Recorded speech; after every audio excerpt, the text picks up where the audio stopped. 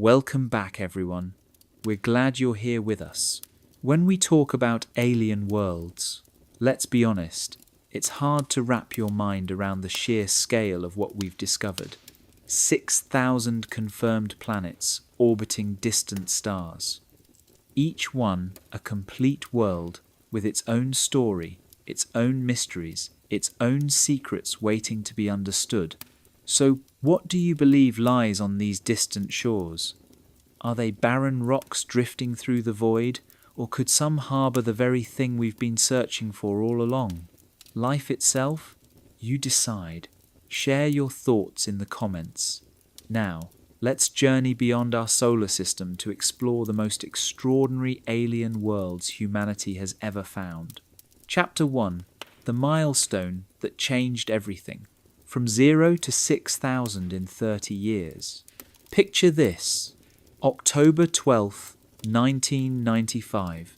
A date that would quietly, yet profoundly, change humanity's understanding of the universe forever. On that day, two Swiss astronomers, Michel Mayor and Didier Queloz, were studying a star called 51 Eridani, roughly 50 light-years away from Earth. What they discovered shattered decades of scientific uncertainty and opened the floodgates to one of the greatest discoveries in human history. They detected something extraordinary, a planet, not just any planet, but the first confirmed world orbiting a star like our own Sunday. They named it 51 Eridani b, and with that discovery, we knew we were not alone in having planetary neighbours in the cosmic neighbourhood. Before this breakthrough, the question of whether planets existed beyond our solar system was not just unanswered, it was almost unanswerable. We had theories, educated guesses, and hope, but no proof. For all of human history, the only planets we knew were the familiar 8 of our solar system: Mercury, Venus, Earth, Mars, Jupiter, Saturn, Uranus, and Neptune. The universe might have been empty of other worlds. We simply did not know. But 51 Eridani b changed everything. It was the first domino to fall in an avalanche of discovery that continues even today. And what an avalanche it has been. Today, just 30 years later, NASA's official count has reached an almost incomprehensible milestone: 6,000 confirmed exoplanets. 6,000 alien worlds scattered across our galaxy, each one a fully formed planet with its own unique characteristics, mysteries, and stories waiting to be unlocked. To put this in perspective, imagine discovering one new country every single day for 16 years straight. That's roughly the pace at which we're now finding new worlds beyond our solar system. The rate of discovery has accelerated so dramatically that astronomers now confirm an average of one new planet every single day. Each sunrise here on Earth might herald the announcement of a new alien world somewhere deep in space. But the number 6,000 is only the beginning. NASA's Exoplanet Science Institute, based at Caltech in Pasadena, California, maintains a careful and continually updated count of confirmed worlds. Behind that official tally lies an even more staggering number. Over 8,000 additional candidate planets are waiting for confirmation. These are worlds detected through various methods, but still require additional observations before they can be officially added to the catalogue. Consider that for a moment. If all those candidates are confirmed, the total count of known alien worlds would soar to 14,000, and that's just the start. The European Space Agency's Gaia mission is expected to deliver thousands more candidates in the years ahead. NASA's upcoming Nancy Grace Roman Space Telescope has the potential to discover hundreds of thousands of new exoplanets within the next decade. The transformation has been breathtaking. In 1992, Just 3 years before the first exoplanet around a sun-like star was discovered, astronomers detected the very first confirmed planets outside our solar system. These worlds orbited a pulsar, a collapsed star spinning hundreds of times per second. These were no friendly Earth-like planets. They were battered by deadly radiation in an environment so hostile that no life as we know it could survive. Still, they were planets, alien worlds, proving that planets could form in the most unlikely places. The 1990s brought a trickle of new discoveries. Each new world made front-page news and was celebrated as a monumental scientific achievement. Astronomers spent months or even years verifying each detection to ensure what they found was truly a planet and not some other astronomical effect masquerading as one. The early 2000s saw the pace quicken. New detection methods were refined and perfected. Ground-based telescopes grew more sophisticated, and computer algorithms became more powerful, capable of sifting through massive amounts of data to find the faint signals that betrayed the presence of distant worlds. Then came the space telescopes. First, the Kepler mission, launched in 2009, revolutionized exoplanet discovery by staring continuously at a small patch of sky. It watched for the tiny dimming that happens when a planet passes in front of its star, a technique called the transit method. This approach allowed astronomers to detect planets smaller than Earth, worlds that would have been impossible to find from the ground. Kepler's legacy is staggering. The mission discovered thousands of new worlds, from scorching hot gas giants to small rocky planets that might have liquid water on their surfaces. It showed us that planets are not rare cosmic accidents but common features of the galaxy. Almost every star in the night sky has at least one planet orbiting it. In 2018, NASA launched TESS, the Transiting Exoplanet Survey satellite. While Kepler focused on a small region of space, TESS surveys the entire sky, searching for planets around the nearest and brightest stars. Nearly half of the 1,000 exoplanets confirmed since 2022 were discovered by TESS. The data is overwhelming in the best way possible. Scientists at NASA's Exoplanet Archive are literally rewriting their software systems to handle the flood of new discoveries. Aurora Kesserly, Deputy Science Lead for the archive, describes the challenge with barely contained excitement. For over a year, her team has been completely redesigning databases to cope with thousands of planets being added at once. The numbers tell a story of exponential growth.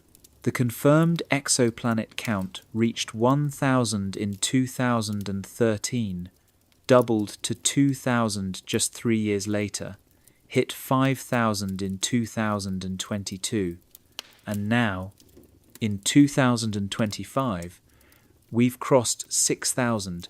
Perhaps the most remarkable aspect of this cosmic census is what it reveals about planets themselves. Our solar system, once assumed to be typical, turns out to be quite unusual. We have a balanced number of rocky planets and gas giants, but in the wider galaxy, rocky planets appear far more common. Most exoplanets discovered so far are what astronomers call super-Earths or mini-Neptunes. Planets larger than Earth, but smaller than Neptune. Interestingly, our solar system has no planets in this size range. The diversity of alien worlds is staggering. We've found gas giants orbiting their stars closer than Mercury orbits the Sun, completing their years in mere days.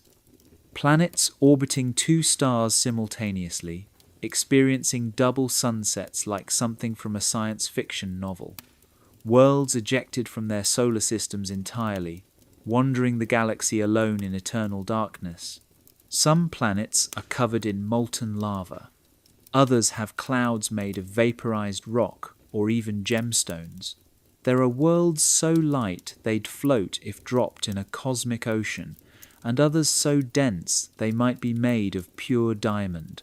Each discovery adds another piece to the puzzle of planetary formation and evolution, revealing the incredible variety of environments that exist throughout the galaxy. The acceleration shows no sign of slowing. Projections suggest we'll reach 10,000 confirmed exoplanets within a few years, and possibly cross 100,000 within the next decade. Beyond that, as detection methods grow more sophisticated, millions of worlds may be catalogued. From 0 to 6,000 in 30 years, it's a remarkable journey that has fundamentally changed our understanding of our place in the cosmos. We now know that planets are not rare, precious accidents of cosmic evolution. They are abundant, diverse, and waiting to be discovered. As Sean Donegal-Goldman, acting director of NASA's Astrophysics Division, puts it, this milestone represents decades of exploration that have completely changed humanity's view of the night sky. Step by step, from discovery to detailed characterization, we've built the foundation to answer one of humanity's most profound questions. Are we alone? The answer, at least in terms of planets, is a resounding no. We are not alone. We never were. The galaxy is teeming with worlds beyond our wildest imagination. And this is only the beginning. Each of the 6,000 confirmed worlds has its own story to tell. Some might even harbour what we've been searching for since we first gazed at the stars: life itself. In the next chapter, we'll explore the ingenious methods astronomers use to detect these impossibly distant worlds, catching glimpses of alien planets from trillions of miles away. Chapter 2: The Hunters and Their Tools. How we catch glimpses of impossible worlds. Imagine trying to spot a firefly circling a lighthouse from 50 miles away. That is essentially the challenge astronomers face when hunting for exoplanets, worlds orbiting stars far beyond our solar system. These alien planets are so distant and so dim compared to their blazing parent stars that detecting them requires methods that seem almost miraculous. Yet somehow, despite the vastness of space and the faintness of these distant orbs, we have managed to find over 6,000 such planets. How do we catch a glimpse of something so impossibly far away and faint? The answer lies in the ingenious techniques developed by planetary hunters, each method unlocking a different secret of the cosmic ocean. The story begins with a tiny, almost imperceptible dance performed by stars that are not alone. This is called the radial velocity method, the technique that gave us the first confirmed exoplanet around a sun-like star in the year 1995. Picture a star and its planet as cosmic dance partners. While we usually think of planets orbiting stars, the reality is more subtle and beautiful. Both the star and the planet orbit around their common centre of mass, known as the barycenter. For massive planets close to their stars, this gravitational tug-of-war causes the star itself to wobble slightly as it moves through space. The wobble is incredibly small.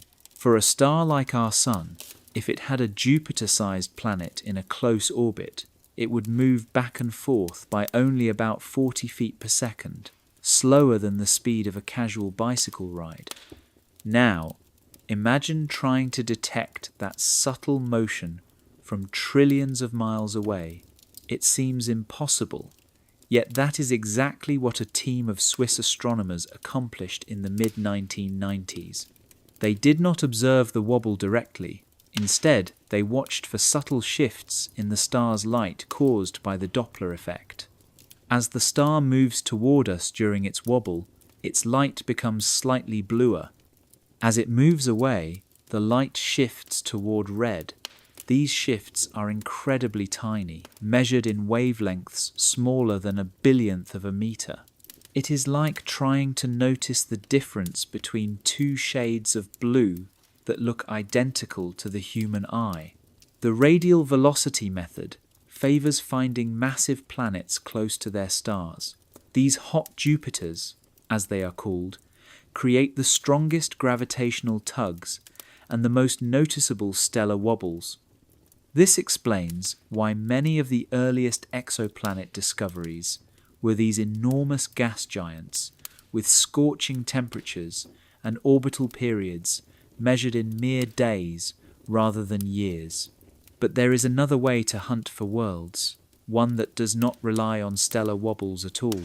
The transit method watches for something even more subtle, the gentle dimming of a star's light when a planet passes directly between us and its star.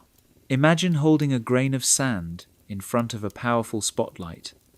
From a great distance, you might notice the light dim ever so slightly as the grain blocks a tiny fraction of the beam. That is essentially what happens during a planetary transit. The planet blocks a small portion of its star's light, causing a brief periodic dimming that can be measured by sensitive instruments. The dimming is almost unbelievably small. An Earth-sized planet passing in front of a sun-like star dims the star's light by only about 1/100th of 1%. That is like noticing the difference when someone removes a single bulb from a string of 10,000 Christmas lights. Yet modern telescopes can detect these microscopic variations with incredible precision. The transit method revolutionized exoplanet discovery with the launch of NASA's Kepler Space Telescope in the year 2009. Kepler stared continuously at a single patch of sky containing over 150,000 stars, watching for the telltale dips in brightness that betray the presence of orbiting planets. The beauty of the transit method is that it can detect planets much smaller than those found through radial velocity. Earth-sized worlds, even planets smaller than our own, cast shadows that Kepler and its successor, the Transiting Exoplanet Survey Satellite, or TESS, can measure. The method also reveals crucial information about the planets themselves. The depth of the dimming tells us the planet's size, and the time between transits reveals its orbital period. Multiple transits allow astronomers to map the planet's orbit with remarkable precision. But transits require perfect alignment. The planet's orbit must be tilted just right so it passes directly between us and its star. For any given planetary system, the odds of this alignment are quite small, meaning the transit method sees only a fraction of the worlds that are actually out there. Some planets reveal themselves through even more exotic means. Direct imaging, though rare, captures the actual light from the planet itself. This method works only for very specific types of worlds, young, massive planets still glowing with the heat of their formation and orbiting far enough from their stars to be separated by the most advanced telescopes. The challenge is immense. A typical exoplanet is billions of times dimmer than its host star. It is like trying to spot a candle next to a searchlight from across an entire continent. Only a few dozen exoplanets have been directly imaged, but each one provides invaluable information about planetary atmospheres and compositions. Then, there is gravitational microlensing, perhaps the most exotic detection method of all. This technique relies on Einstein's theory of general relativity, which tells us that massive objects bend space-time itself. When a star passes directly in front of another, more distant star, its gravity acts like a cosmic magnifying glass, briefly brightening the background star's light. If the foreground star has planets, they create their own smaller lensing effects, causing brief spikes in the magnified starlight. These events are unpredictable and unrepeatable. occurring only when cosmic alignments happen by pure chance. But they can reveal planets that no other method could detect, including Earth-sized worlds orbiting at comfortable distances from their stars. Astrometry takes yet another approach, measuring the tiny shifts in a star's position caused by orbiting planets. As a star wobbles due to gravitational tugs, it appears to move slightly back and forth against the background of more distant stars. The European Space Agency's Gaia mission is using this method to survey over 1 billion stars, potentially discovering thousands of new worlds through the precision measurement of stellar positions. Each detection method has its strengths and weaknesses, like different tools in a cosmic toolkit. Radial velocity excels at finding massive planets close to their stars. Transit surveys discover smaller worlds and provide detailed information about their properties. Direct imaging reveals the largest, youngest planets in wide orbits. Microlensing finds worlds at comfortable, Earth-like distances. Astrometry can detect planets across a wide range of masses and orbital periods. Together, these methods create a comprehensive census of planetary types. They have revealed a universe far stranger than anyone imagined. Hot Jupiters that complete orbits in mere hours, super-Earths with masses several times that of our own planet, mini-Neptunes wrapped in thick hydrogen atmospheres, planets orbiting binary stars, worlds with retrograde orbits that circle their stars backward. The flood of discoveries has forced astronomers to redesign their databases and analysis tools. Aurora Kessley and her colleagues at NASA's Exoplanet Archive describe working frantically to accommodate thousands of new planets arriving in their catalogues simultaneously. It is a wonderful problem to have, but one that illustrates just how successful these detection methods have become. Looking ahead, new tools promise even greater discoveries. The Nancy Grace Roman Space Telescope will use microlensing to survey the entire galaxy, potentially finding hundreds of thousands of new worlds. The Habitable Worlds Observatory will directly image Earth-like planets around nearby Sun-like stars. Ground-based, extremely large telescopes will push direct imaging to its limits, capturing light from potentially habitable worlds. Perhaps the most remarkable aspect of these detection methods is what they reveal about discovery itself. 30 years ago, exoplanets existed only in theory and imagination. Today, through the application of physics, engineering, and human ingenuity, we can measure the wobble of a distant star, catch the shadow of an alien world, or detect the bending of space-time itself. We have learned to read the subtle language of light and gravity, extracting profound truths from the faintest whispers reaching us across the cosmic void. Every photon that travelled for years or decades through space carries information about worlds we may never visit but can now study in remarkable detail. These methods have shown us that planets are not rare cosmic accidents, but common features of the galaxy. Almost every star has at least one world orbiting it, and many have entire families of planets. The techniques developed to find these worlds have opened a new chapter in human knowledge, one written in starlight and measured in the most delicate of cosmic dances. In the next chapter, we will explore what these detection methods have revealed about the physics of alien worlds, places where the familiar rules of our solar system bend and break in the most extraordinary ways. Chapter 3: The Strange Physics of Alien Skies. Where gravity defies our understanding.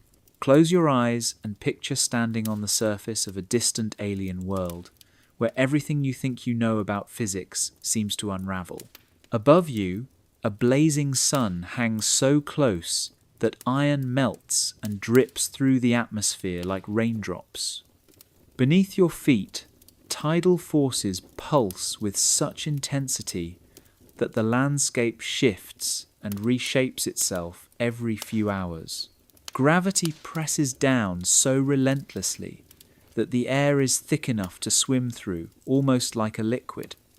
Welcome to the strange physics of alien skies, places that challenge the very foundations of how planets can behave. Within our solar system, planetary behavior appears orderly and predictable. Rocky planets like Earth and Mars circle the Sun at relatively close distances. The gas giants, Jupiter, Saturn, Uranus, and Neptune, reside in the cold outer reaches, spinning on their axes to create day and night. Moons orbit their planets with clockwork precision. But the universe, as astronomers have learned, doesn't owe us any consistency. Take the hot Jupiters, one of the most bewildering classes of exoplanets discovered so far. These are gas giants similar in size to Jupiter, or even larger, yet they orbit their stars far closer than Mercury circles our Sunday. Imagine Jupiter ripped from its distant orbit and dragged inward until it whips around the Sun every 4 days, rather than 12 years. The physics here are unlike anything seen in our cosmic neighbourhood. On a hot Jupiter, the dayside temperature can soar to about 3,000 degrees Fahrenheit, hot enough to melt copper and vaporize many metals. The night side, eternally turned away from the star, might be 1,000 degrees cooler, but remains blisteringly hot by Earth's standards. Between these extremes, supersonic winds race around the planet at speeds so high they would make Earth's fiercest hurricanes seem like gentle breezes. These atmospheres are a spectacle of alien weather. On some hot Jupiters, it literally rains liquid metal. Clouds of vaporized iron and other metals condense high in the atmosphere, then fall as droplets of molten metal through thick hydrogen-rich skies. Lightning dances between these metallic clouds, sparking storms more powerful than any storm ever witnessed on Earth. Yet, hot Jupiters are only the beginning. Consider tidally locked worlds, planets so close to their stars that one side permanently faces the star, while the other remains shrouded in eternal darkness. This occurs when gravitational forces synchronize a planet's rotation with its orbit, much like how our moon always shows the same face to Earth. On the day side of such a planet, temperatures can exceed the melting point of rock itself. The night side, devoid of sunlight for billions of years, freezes into a barren wasteland colder than the most distant reaches of our solar system. Between these extremes lies the terminator, a twilight zone circling the planet, where day meets night in a never-ending sunset. Weather on tidally locked planets is driven by stark temperature differences between hemispheres. Winds rush continuously from the scorching day side to the frozen night side, ferrying heat in atmospheric rivers that might span entire continents. These winds can reach thousands of miles per hour, fast enough to erode mountains and reshape landscapes on timescales measured in mere days. If these worlds have water, their day sides could host vast oceans of superheated steam, while the night sides accumulate ice sheets kilometers thick. The terminator zone may be the only region where liquid water can exist, potentially forming a narrow ring of habitable conditions along the planet's perpetual twilight border. Next, imagine super-Earths, rocky planets ranging from 1.5 to 10 times Earth's mass. These worlds stretch our concept of what a rocky planet can be. With greater mass comes greater gravity, sometimes 2, 3, or even 5 times stronger than Earth's pull. On a super-Earth with 5 times Earth's mass, you would weigh 5 times more than you do now, but the effects extend far beyond personal weight. The denser gravity compresses the atmosphere to immense densities, sometimes hundreds of times Earth's atmospheric pressure. The boundary between air and liquid blurs, creating conditions where you might theoretically swim through the lower atmosphere, pushing against air with the consistency of a thick liquid.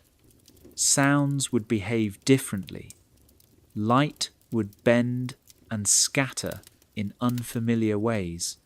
Weather systems would operate under unfamiliar laws. Geology on super-Earths is equally strange. The crushing gravity compresses rock and metal to densities beyond Earth's limits. Volcanoes, if present, might erupt with such force they eject material directly into space. Mountains could be flattened by their own immense weight, unable to reach the towering heights familiar to us. Perhaps most intriguing is that super-Earths could retain thick, primordial atmospheres of hydrogen and helium, gases our Earth long ago lost to space. This would cloak them in thick envelopes that could endure for billions of years, creating exotic, smothering skies unlike anything we experience. Some of the most exotic planets orbit not one star but 2, circling binary star systems. These circumbinary planets, nicknamed Tatooine worlds after the iconic Star Wars planet, experience day and night cycles unlike any other. Imagine standing beneath 2 suns of different colours and sizes, each casting shadows that intertwine and dance. At times, both stars shine simultaneously, bathing the landscape in strange, shifting light. At others, one star eclipses the other, briefly plunging the world into twilight. Seasonal cycles would be extraordinarily complex, driven by the planet's changing distance from each sun during its orbit.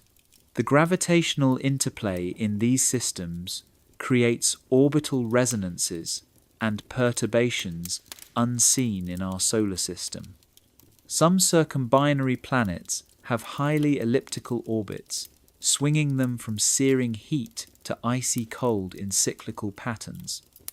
Others experience gravitational tugs that alter their rotation rates over decades or centuries, causing the length of their days to shift with time. Among the most puzzling are retrograde planets, worlds orbiting their stars backwards relative to the star's rotation. In our solar system, all planets orbit the Sun in the same direction, a result of their formation from a rotating disk of gas and dust. Retrograde worlds hint at violent pasts, with gravitational upheavals flipping their orbits entirely. Such backwards orbits create bizarre atmospheric dynamics. The interplay between rotation and orbit influences wind and weather in ways unlike anything on Earth or our neighbours. Finally, ultra-short period planets complete orbits in less than 1 Earth day. Some whirl so close to their stars that they circle in mere hours, enduring tidal forces that slowly tear them apart.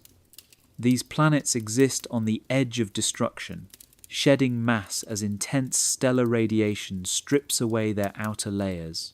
The most extreme ultra-short period planets resemble cosmic comets, trailing vaporized rock and metal as they race around their stars. Astronomers suspect these may be the last remnants of once more stable planets pulled inward by tidal forces.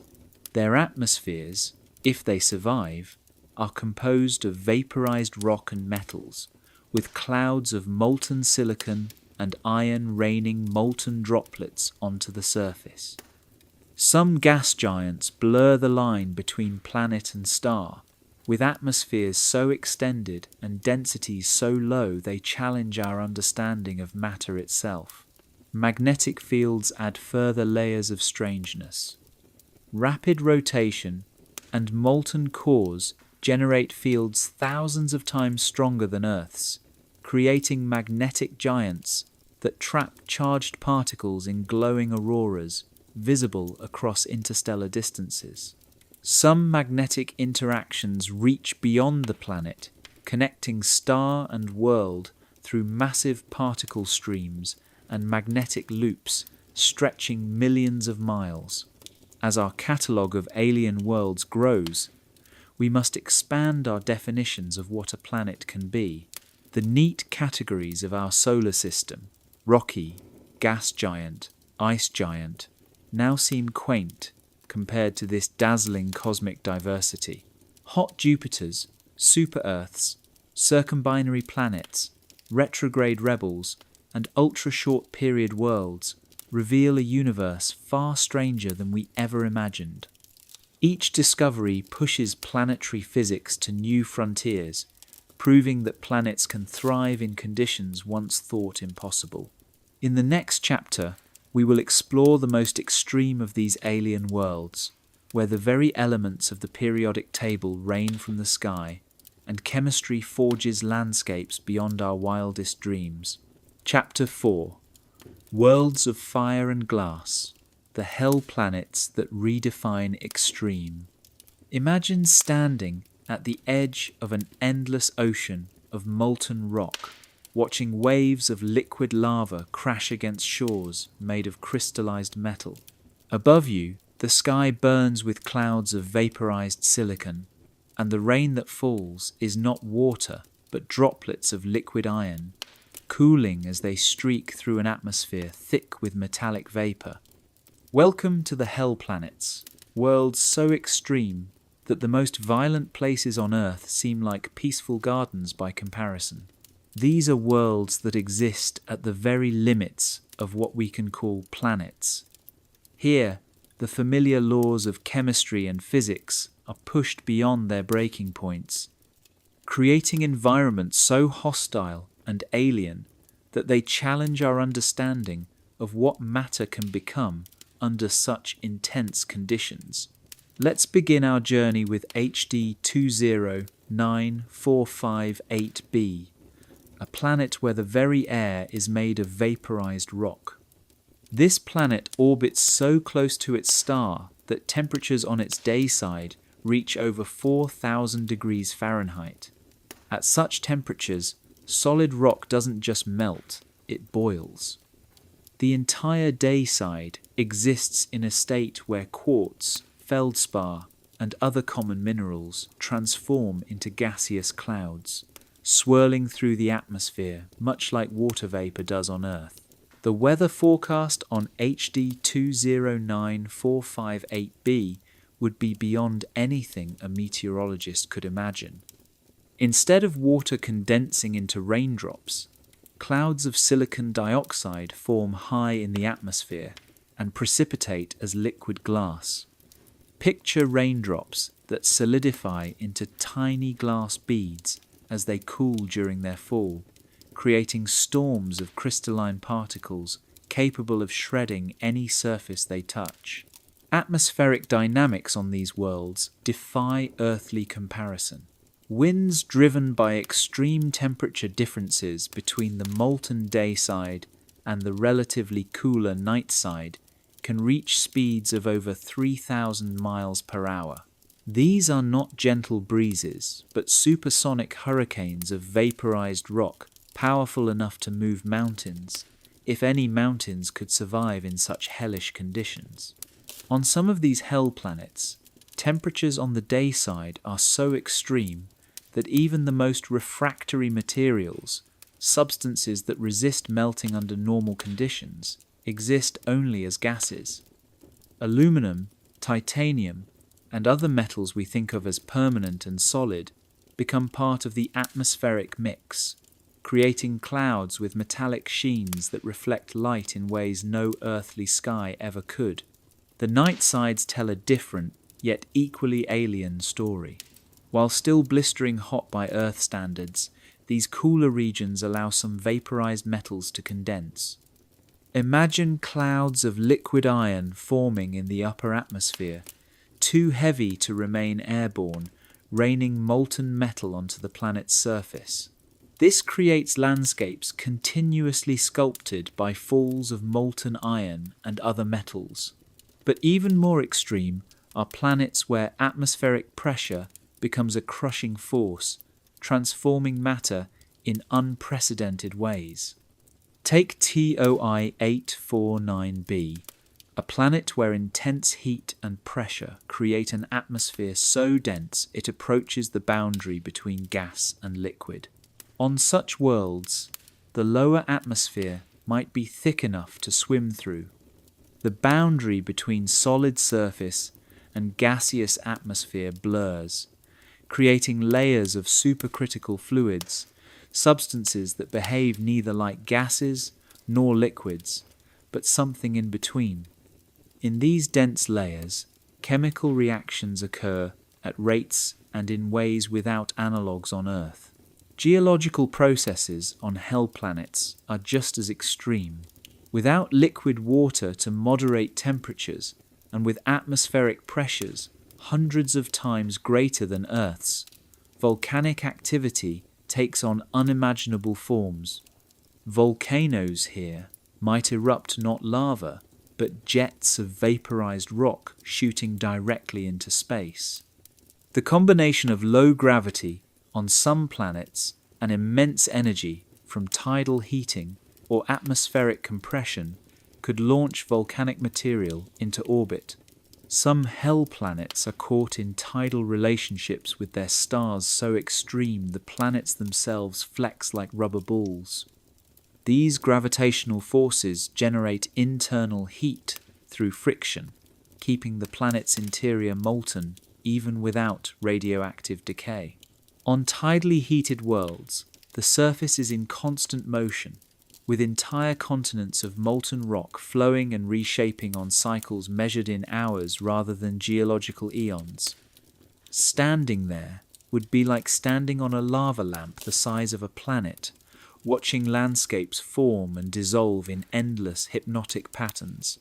The most extreme hell planets challenge even our definition of a planetary surface. On worlds like WASP-12b, the atmosphere is so extended and gravity so weak that the planet is literally evaporating. Stellar radiation strips away outer atmospheric layers at such a rate that the planet leaves a comet-like tail of vaporized material as it orbits its star. These evaporating worlds are in a state of constant destruction, slowly sublimating into space. They represent planets caught in their death throes, gradually losing mass until only a thin shell of densest material remains, or perhaps nothing at all. On some planets, intense stellar radiation and atmospheric chemistry interact to produce weather, involving exotic compounds that form only under extreme conditions. Titanium oxide clouds might hover in upper atmospheres, absorbing and re-emitting light to make the entire planet glow faintly, like a dim star. Magnetic fields add another layer of complexity. Planets orbiting so close to their stars endure intense stellar radiation and charged particles. Some develop magnetic fields strong enough to channel stellar material onto their surfaces, creating constant auroral displays visible from vast distances. Perhaps the most mind-bending aspect of hell planets is how they challenge our understanding of atmospheric retention. Conventional wisdom suggests planets this close to their stars should have lost their atmospheres entirely, yet many maintain thick atmospheres despite extreme conditions. Some theories propose these atmospheres are constantly replenished by vaporization of the planet's surface itself. As stellar radiation boils away the outer layers of rock, the planet breathes out vaporized material, maintaining an atmosphere that would otherwise escape into space. The chemistry in these atmospheres is equally fascinating. At temperatures where rock vaporizes, entirely new chemical pathways open. molecules never before seen on Earth might be common here. Silicon compounds that exist only in labs on Earth could dominate the atmospheres of these worlds. Their skies would look utterly alien. Imagine sunsets where the sky does not turn red or orange, but shimmers with metallic sheens of vaporized iron or sparkles with airborne glass particles. Some hell planets might have atmospheres so laden with metallic particles that they act as vast mirrors, reflecting starlight in brilliant flashes visible across interstellar distances. Where solid surfaces exist, they are in constant flux. Impact craters, if they form, would be erased almost instantly by rain of molten materials and plastic-like rock flowing at extreme heat.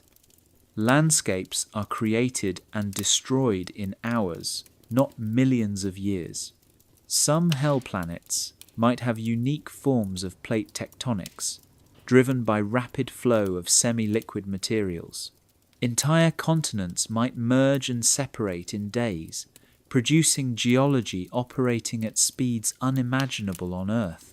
The most extreme of these worlds approach the boundary between planets and failed stars.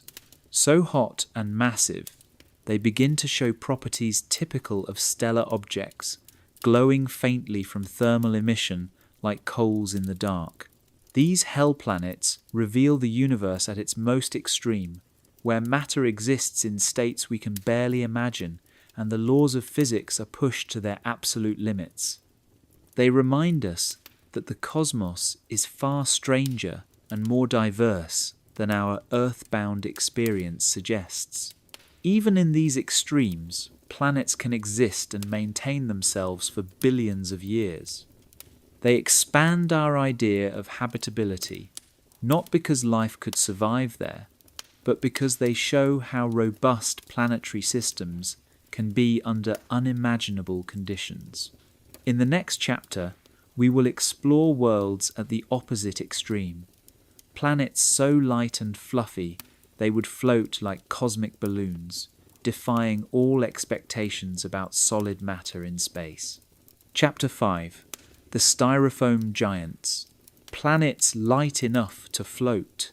Imagine a world as large as Jupiter, yet so light and fluffy that it would float like a balloon on a cosmic ocean. Picture a planet so incredibly low in density that if you could place it in a giant bathtub, it would bob on the surface like a cork. These are the Styrofoam Giants, worlds that defy everything we thought we understood about planetary matter and physics. When astronomers first discovered these ultra-low density planets, they had to double-check their data. It seemed impossible. How could a planet bigger than Jupiter have a density lower than water? How could such a massive object hold on to a thick atmosphere and still be light enough to float?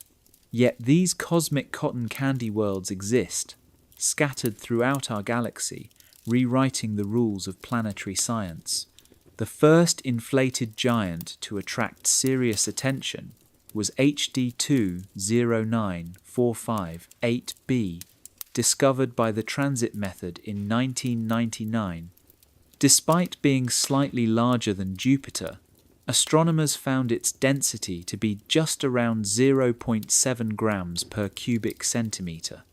For comparison, water's density is 1 gram per cubic centimetre. This meant this giant was literally lighter than water. But HD 20945-8b was only the beginning. As astronomers found more exoplanets, they identified a whole class of these puffy giants. One of the most extreme examples is WASP-17b, which has a density of just 0.13 grams per cubic centimetre. This means it is nearly 8 times less dense than water. If you could somehow place WASP-17b in a cosmic ocean, most of it would float well above the surface. To understand how strange this is, consider Jupiter itself. Though it is a gas giant made mostly of hydrogen and helium, the lightest elements, Jupiter's density is about 1.3 grams per cubic centimetre. This is because the immense pressure at Jupiter's core compresses hydrogen into exotic states, making it denser than water. Yet styrofoam giants like WASP-17b manage to keep their fluffy nature despite having comparable or even greater mass. The physics behind these inflated worlds remains one of the biggest puzzles in planetary science. Several theories exist to explain how planets can become so dramatically puffed up, and the answer is likely a combination of factors we are just beginning to unravel. The leading idea is stellar heating. Many of these ultra-low density giants orbit very close to their stars, bathing in intense stellar radiation that heats their atmospheres to thousands of degrees. This heating causes the atmosphere to expand, much like a balloon inflated with hot air. The hotter the atmosphere becomes, the more it expands, reducing the planet's overall density. However, stellar heating alone can't explain the most extreme cases. Some styrofoam giants are so inflated that they would require an impossibly efficient energy absorption and redistribution to maintain their sizes through heating alone. There must be other processes at work. One possibility involves delayed cooling of the planet's core. Gas giants form extremely hot due to the energy released as material accumulates and the pressure compresses their interiors. Normally, they cool and contract over millions of years, but if something prevents this cooling, perhaps internal heat sources or unusual atmospheric circulation, these planets can stay inflated for much longer than expected. Another idea is that these giants have unusual atmospheric compositions. While most gas giants are primarily hydrogen and helium, some of these puffy planets might have atmospheres enriched with even lighter compounds or exotic states of matter that we don't yet fully understand. The atmospheric dynamics on these inflated worlds must be extraordinary. With such low density, atmospheric pressure gradients would be gentler than on typical gas giants. This could create weather patterns unlike anything we see in our solar system. Massive convection cells spanning the entire planetary radius and wind systems encircling the planet. Some styrofoam giants might have highly efficient heat circulation, transporting energy from their day sides to their night sides. This global heat redistribution could be crucial to maintaining their inflated state, preventing the cooling and contraction that would otherwise occur. Their magnetic fields pose another mystery. Gas giants typically generate strong magnetic fields from electrically conducting materials moving inside their interiors. But with such low density, it's unclear whether styrofoam giants maintain enough internal pressure and circulation to generate strong magnetospheres. Some may be magnetically quiet, lacking the protective fields that shield other giants from stellar radiation. Paradoxically, this could help keep them inflated, as energetic particles from their stars penetrate deeper, depositing heat throughout the atmosphere. How these giants formed remains an open question. Did they begin as normal gas giants and then inflate due to stellar heating? Or were they born puffy, forming in environments where gravity didn't compress them fully? One scenario suggests these planets formed far from their stars, in cold outer regions where they accumulated hydrogen and helium normally. Later, gravitational interactions or orbital evolution moved them closer to their stars, where intense radiation inflated their atmospheres. Another possibility is that these worlds have more heavy elements mixed into their atmospheres. These materials could trap heat more effectively than pure hydrogen and helium, causing greater atmospheric expansion. Interestingly, many styrofoam giants orbit stars slightly older or more evolved than our Sun day. These stars have increased in size and luminosity, providing extra radiation to maintain planetary inflation. Some also orbit stars with unusual activity, stellar flares, and heightened radiation that may create complex atmospheric feedback loops, further contributing to inflation. Atmospheric escape rates on these worlds are likely enormous. With such low gravity and expanded atmospheres, the escape velocity is low, allowing particles to stream into space. Yet, many remain stable, implying that lost atmosphere is replaced either by accretion from stellar winds or balanced by other processes. The long-term fate of styrofoam giants is a topic of great interest. Are they temporary, slowly deflating as they lose energy and atmosphere? Or have some reached equilibrium, maintaining their fluffiness for billions of years? Computer simulations suggest outcomes depend on planetary properties and orbits. Some giants may currently be shrinking, while others remain stable due to ongoing heating. These worlds broaden our understanding of atmospheric physics and planetary diversity across the galaxy. Although styrofoam giants are unlikely to host life, their existence expands the known limits for atmospheric retention and planetary formation.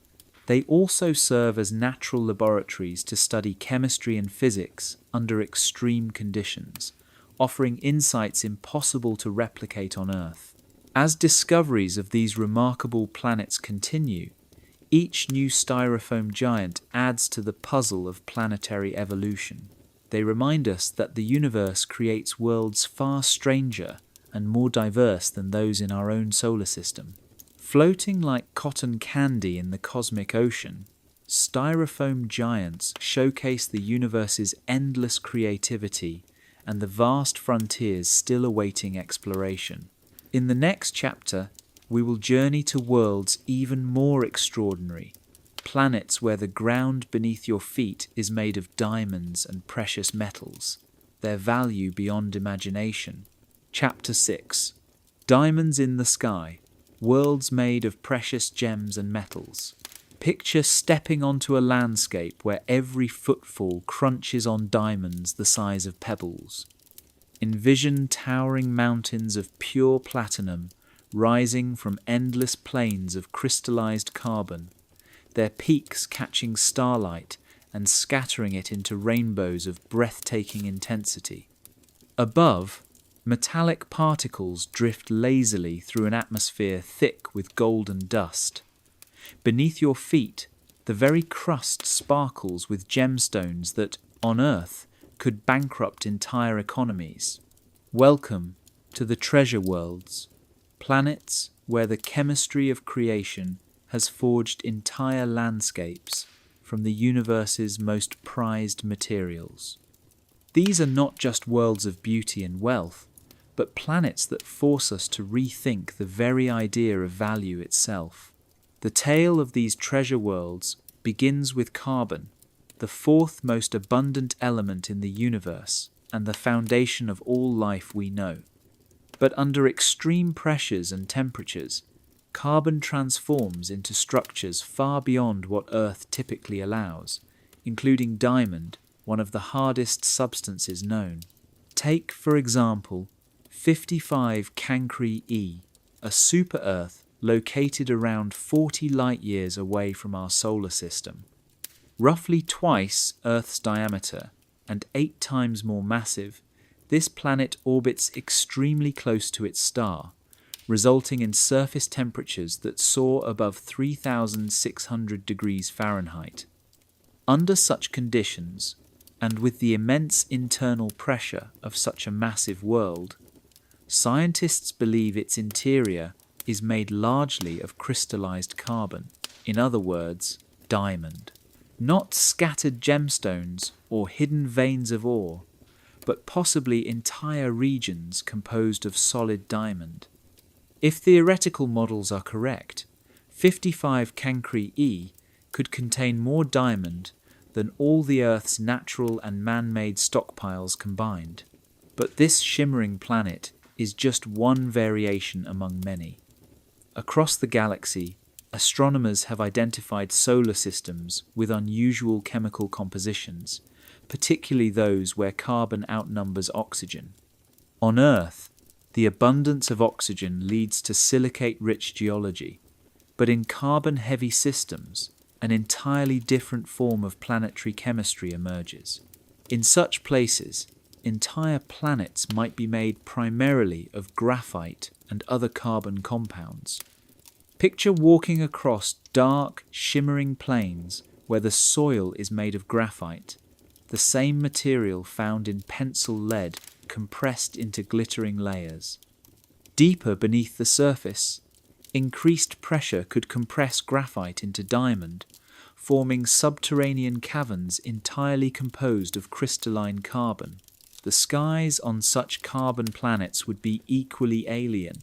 Instead of water vapor, clouds might be filled with methane, carbon monoxide, and suspended diamond particles, refracting sunlight into dazzling displays. These planets might bask in a kind of eternal twilight, the light filtered through haze made of precious dust. Yet carbon is not the only element capable of transforming a planet into a treasure trove. Platinum group metals, which are extremely rare on Earth, could be far more abundant elsewhere in the universe. While these metals are scarce in Earth's crust, they are plentiful in some asteroids. If a planet formed primarily from such metal-rich material, it could contain vast reserves of platinum, palladium, rhodium, and other rare elements, not in trace amounts, but as major components of its geology.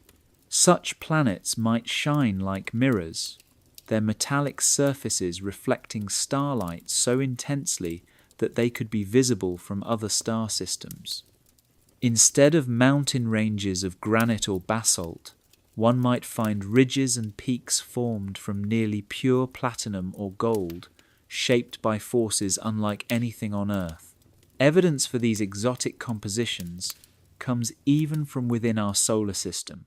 The metallic asteroid known as 16 Psyche, located in the asteroid belt between Mars and Jupiter, is believed to contain more valuable metals than all human mining efforts throughout history. Now, imagine a full-sized planet with a similar makeup, a world where precious metals form the crust, mantle, and core. Some of these treasure planets may be the exposed cores of once larger worlds, stripped of their outer layers by stellar radiation or violent impacts. These remnant cores would be incredibly dense, composed almost entirely of metals like iron, nickel, and platinum. Walking on such a planet would be like standing on a continent-sized ingot of treasure. The magnetic fields generated by these dense metal worlds could be thousands of times stronger than Earth's, capable of creating aurora-like displays so intense they could be seen from neighbouring star systems. Beyond carbon and metals, other treasure worlds may be rich in rare Earth elements, materials essential for electronics, green energy, and high-tech manufacturing. While such elements are limited on Earth, some planets may be formed in stellar nurseries rich in heavy elements. There, mountain ranges might be made not of granite, but of neodymium, europium, and other exotic metals we prize not for their shine, but for their function. The existence of these treasure worlds forces a profound re-evaluation of how we define wealth. On Earth, materials like gold, diamond, and platinum are precious because they are rare. On planets where these materials are as common as sand, their value would shift from symbolic to purely utilitarian. The economic implications of discovering such planets are staggering. A single diamond-rich world, like 55 Cancri E, could meet humanity's demand for gemstones for millions of years. A platinum-rich planet, could unlock new energy technologies and reshape global industries. Yet these riches lie far beyond our reach. At current speeds, it would take tens of thousands of years to reach even the closest treasure planet. And many of them, like 55 Cancri E, exist in environments too hostile for human life, with temperatures hot enough to melt metal and atmospheres that would kill in seconds. Still, the search continues. Through telescopes and spectroscopic analysis, we peer into the cosmos, searching for the faint signatures of carbon, metal, and rare elements. Each discovery reveals the staggering diversity of worlds the universe has to offer, and reminds us that our planet, with all its riches, is but one example of what is possible. In the next chapter, we will leave the wealth of these treasure worlds behind and travel to the loneliest places in the cosmos, rogue planets, drifting silently through the endless night, alone yet mysterious in their isolation. Chapter 7: The Orphan Worlds. Planets that wander through darkness. Picture a world adrift in the vast emptiness between the stars. No sun rises over its frozen horizon. No warmth ever bathes its desolate plains. For millions of years, it has drifted silently through the cosmic void, untethered, unwanted, and unknown. These are the orphan worlds, planets flung from their birth systems to become eternal wanderers in the galaxy's darkest reaches. In the lightless depths of interstellar space, where even the nearest star is little more than a pinprick in the black, these rogue planets travel alone. They are the refugees of the universe, evicted from the gravitational embrace of their stars, forever condemned to isolation. Yet, even in their loneliness, they may carry something extraordinary, the potential for life hidden in the warmth of their inner hearts. Long before the first rogue planet was discovered, their existence was predicted. Simulations of planetary system formation showed that early solar systems are anything but calm. Planets form in chaotic dances of gravity, migration, and collision. Occasionally, a planet receives a powerful gravitational shove from a massive sibling or a passing object and is hurled from its system entirely. The result is a planetary exile, untethered and set adrift in space. The first confirmed rogue planet came into view in the year 2011. It was designated with the cold title PSO J318.5-22. About 80 light years from Earth, this massive planet, similar in size to Jupiter, glowed faintly from the leftover heat of its formation. It had no host star, just an endless night and a journey with no destination. Since that discovery, dozens more candidates have emerged. Observations and simulations suggest there may be billions of such wanderers, perhaps even more than there are planets still bound to stars. They may be the galaxy's hidden majority, invisible unless we know exactly how to look. The process that ejects planets from their systems tells a story of cosmic violence. Imagine a solar system in its infancy. Giant planets forming in the outer disk, gaining mass and migrating inward. In their path, they encounter smaller planets, which may be caught in gravitational slingshots. One such encounter can launch a smaller planet at incredible speeds, fast enough to break free from the star's gravity and escape into interstellar space. Some may even be flung so violently that they exit their galaxy altogether. These orphaned worlds carry with them any features they had at the time of their ejection: moons, atmospheres, oceans. But without the warmth of a nearby sun, their surfaces quickly freeze. Water turns to ice, clouds vanish, and entire weather systems go dormant. They become ice-coated husks, at least, on the surface. But deeper down, things may be different. Many planets, including Earth, generate internal heat through radioactive decay in their cores. This internal energy can persist for billions of years.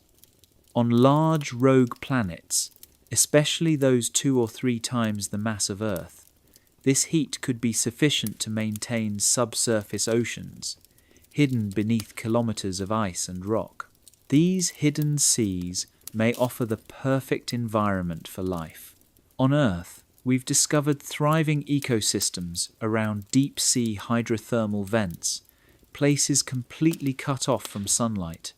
Life there draws its energy from chemical reactions driven by Earth's internal heat. A rogue planet with a similar structure could support life in the same way. Beneath its frozen crust, in pitch-black oceans warmed by a radioactive core, alien ecosystems could exist entirely independent of any star. Some rogue planets might retain thick hydrogen atmospheres, captured during their formation. Hydrogen is a surprisingly effective insulator. A dense hydrogen envelope could trap enough internal heat to keep surface temperatures above the freezing point of water, potentially allowing for surface oceans even in the endless dark. These planetary blankets, combined with robust magnetic fields from molten cores, could protect their atmospheres from the harsh radiation of space. Unlike planets orbiting stars, rogue worlds would not be bombarded by solar flares or ultraviolet radiation, making their environments more stable in some respects, despite the cold. Without sunlight, these planets would not have typical weather patterns. There would be no day or night, no seasons. Instead, weather would be driven entirely by internal heat and planetary rotation. Stable atmospheric circulation could last for millions or even billions of years, undisturbed by external forces. If such a planet had moons, their interactions could become sources of heat as well. Tidal forces, caused by the gravitational pull between the planet and its satellites, could flex and heat the moon's interiors. This could result in tidal heating, maintaining subsurface oceans, or even creating active volcanoes. Each moon could become a tiny world in its own right, potentially habitable, possibly alive. Some rogue planets may not wander alone. They could be ejected as pairs or in small clusters, remaining gravitationally bound as they drift through space. These miniature solar systems might include multiple planets and moons, each warming each other through tidal interactions, sharing internal heat, and orbiting a common center like a ghost of the star they once orbited. Detecting rogue planets remains a major challenge, since they emit no light of their own, apart from faint infrared radiation. Most are nearly invisible. Astronomers have relied on sensitive infrared telescopes and gravitational microlensing to spot them. When a rogue planet passes in front of a distant star, its gravity can briefly bend and magnify the starlight, revealing the planet's presence. Future missions like the Nancy Grace Roman Space Telescope, scheduled to launch in the late 2020s, aim to detect rogue planets in large numbers using this technique. Some estimates suggest this telescope could discover thousands of these dark wanderers, changing our understanding of how planets form and where they end up. What becomes of rogue planets in the long term? Some may be captured by passing stars and adopted into new planetary families. Others may continue their journey alone, cooling over billions of years until they become invisible, planet-sized chunks of frozen rock adrift in the void. A few might be ejected with such force that they leave their home galaxies altogether, becoming intergalactic orphans. These worlds would travel through the emptiest regions of the universe, surrounded by nothing but the dim glow of distant galaxies, destined never to be warmed by a sun again. Rogue planets challenge our assumptions. They show us that planets can exist and possibly thrive without stars. They expand the definition of a habitable world and suggest that life might find a way even in the loneliest corners of the cosmos. These orphan worlds remind us that the universe is not only full of light, but also of silence and darkness. Yet, even in that silence, even in the coldest places, there is the possibility of warmth, of life, and of stories yet untold. In the next chapter, we will meet the ocean worlds, planets where water dominates the landscape, and seas stretch across entire surfaces or lie buried beneath layers of ice, waiting in the dark for discovery. Chapter 8: Binary Sunsets and Circumbinary Worlds, planets where two suns rise. Imagine watching the sun set twice in a single evening. First, a brilliant orange star dips below the horizon, casting the sky in shades of amber and gold. Hours later, a smaller, redder companion star follows suit, painting the landscape with a final crimson glow before darkness finally settles. This is not a scene from science fiction, but the reality on certain circumbinary planets, worlds that orbit not one but two suns. In the gravitational ballet of binary star systems, where two stars orbit each other in a cosmic embrace, some planets manage to form stable orbits around both stars simultaneously. These circumbinary worlds, often compared to the fictional planet Tatooine, represent some of the most intricate and fascinating planetary environments we have yet discovered. The first confirmed circumbinary planet was discovered in 2011 by NASA's Kepler mission. Named Kepler-16b, this Saturn-sized planet orbits its twin stars every 229 days. The stars themselves orbit each other every 41 days.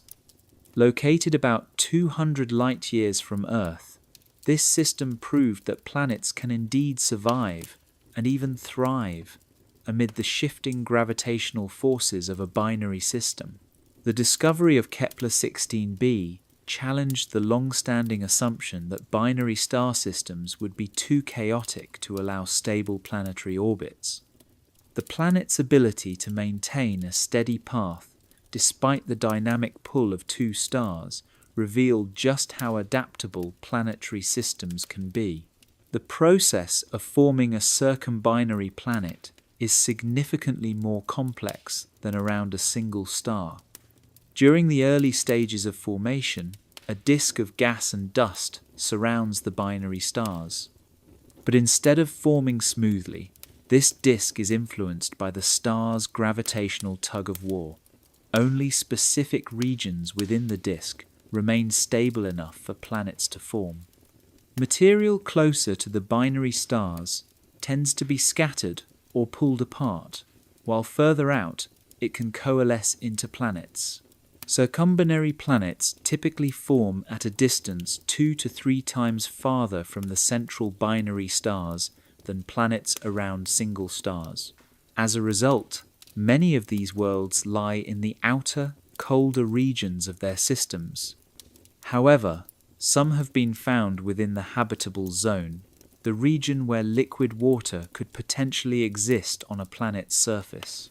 On such planets, the habitable zone itself is not a fixed distance, but a shifting region influenced by the changing positions of both stars. Depending on their configuration, the stars might work together to warm the planet, or, during eclipses, one may block the other's light, leading to sudden dips in temperature. These changes could produce seasonal variations far more dramatic and unpredictable than those on Earth.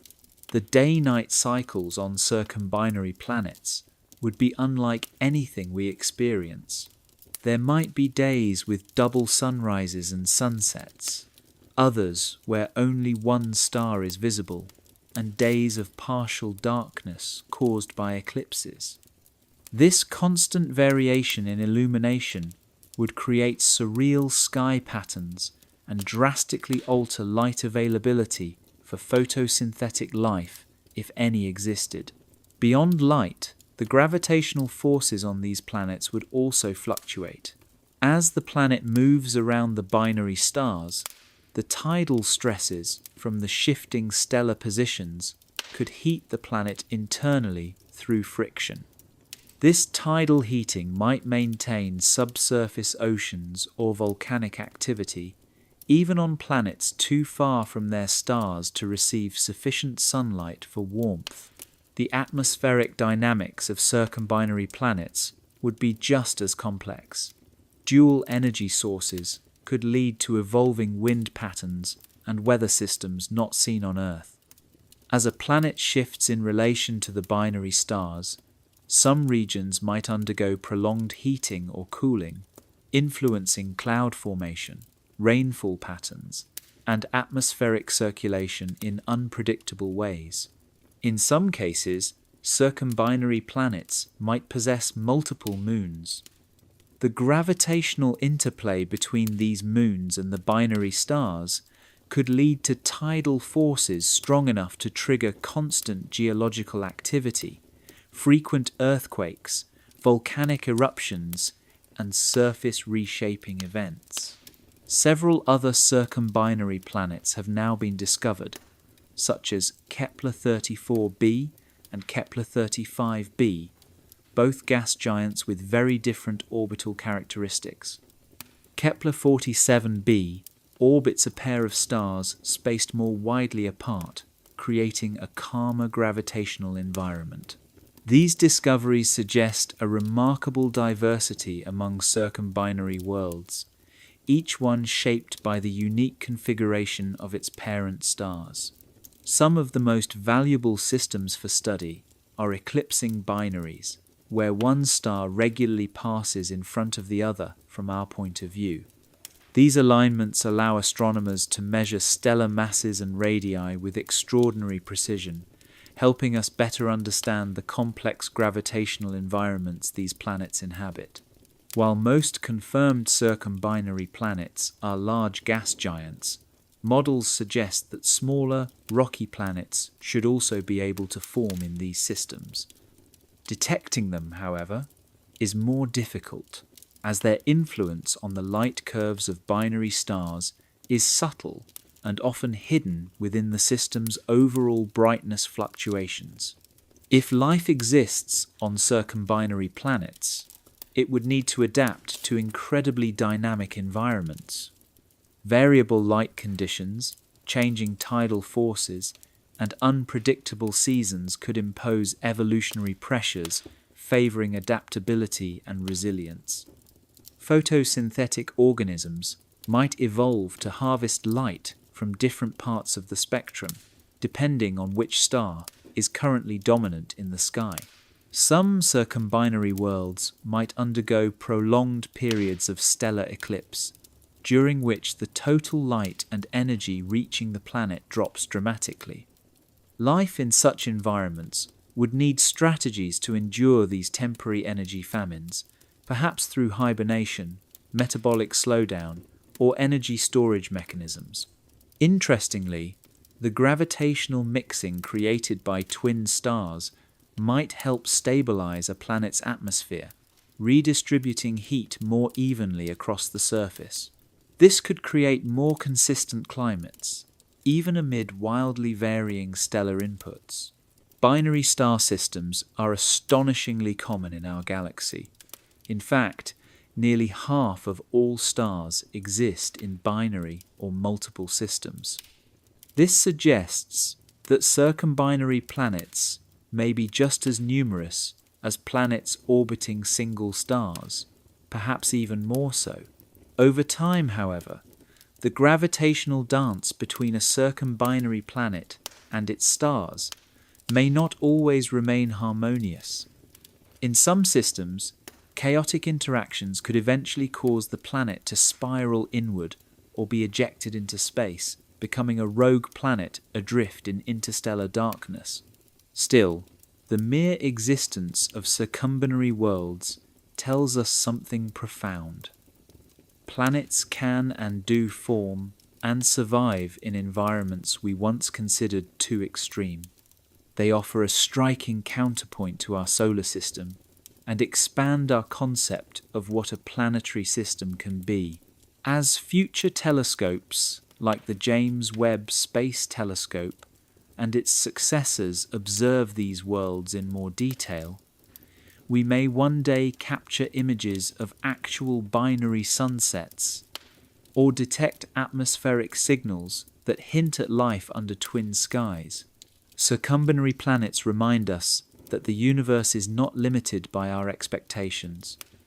Where we once thought chaos reigned, we now find elegant, if complex, harmony. In these strange worlds of dual suns and shifting seasons, nature has found ways to build stability out of motion and light out of complexity. In the next chapter, we will plunge into the vast oceans of alien worlds, planets where endless seas may conceal life beneath ice, or stretch unbroken across entire surfaces, reminding us that the universe is a watery place, and life might rise where water flows. Chapter 9. The Ocean Worlds. Alien Seas Beneath Frozen Shells. Picture standing at the edge of an alien sea, an endless, horizon-spanning ocean deeper than Earth's deepest trenches, beneath a sky untouched by mountains or deserts. This is a water world, where continents are myths, and the sea is everything. Somewhere beneath these unfamiliar waves, in abyssal depths that dwarf anything on Earth, currents have flowed for billions of years, distributing nutrients and energy in ways that may sustain life unlike anything we've ever known. These ocean worlds may represent our most promising hope for discovering life beyond Earth. In these places, water, the universal solvent of biology, is not rare or seasonal, but vast and planetary. Many of these worlds may contain more water than all of Earth's oceans combined. Some of these planets wear their oceans openly, with vast surface seas bathed in starlight. Others cloak their waters beneath thick crusts of ice, forming subsurface oceans warmed not by sunshine, but by internal planetary heat, protected from cosmic radiation by frozen shells that may stretch kilometers deep. The journey toward discovering these oceanic realms did not begin with distant exoplanets, but within our own solar system. Moons such as Europa, Enceladus, and Titan demonstrated that substantial bodies of liquid water can exist far from the traditional habitable zone, sustained by tidal heating and radioactive decay rather than direct solar warmth. These findings revolutionized our understanding of where life might exist and reshaped the criteria for planetary habitability. When astronomers began identifying exoplanets whose densities suggested they were composed of significant amounts of water, the implications were staggering. Unlike Earth, where water covers roughly 70% of the surface, but accounts for only a small fraction of the planet's mass, these exoplanets may be entirely oceanic, worlds without land, with seas tens or even hundreds of kilometers deep. One of the most compelling examples is K2-18b, located approximately 110 light-years from Earth. This super-Earth is more than twice as massive as our planet and resides within the habitable zone of its host star. In the late 2010s, astronomers detected water vapor in its hydrogen-rich atmosphere, suggesting the possibility of a vast ocean beneath.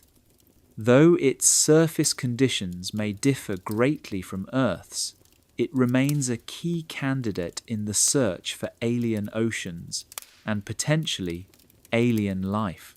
The formation of ocean worlds requires specific and often extreme conditions.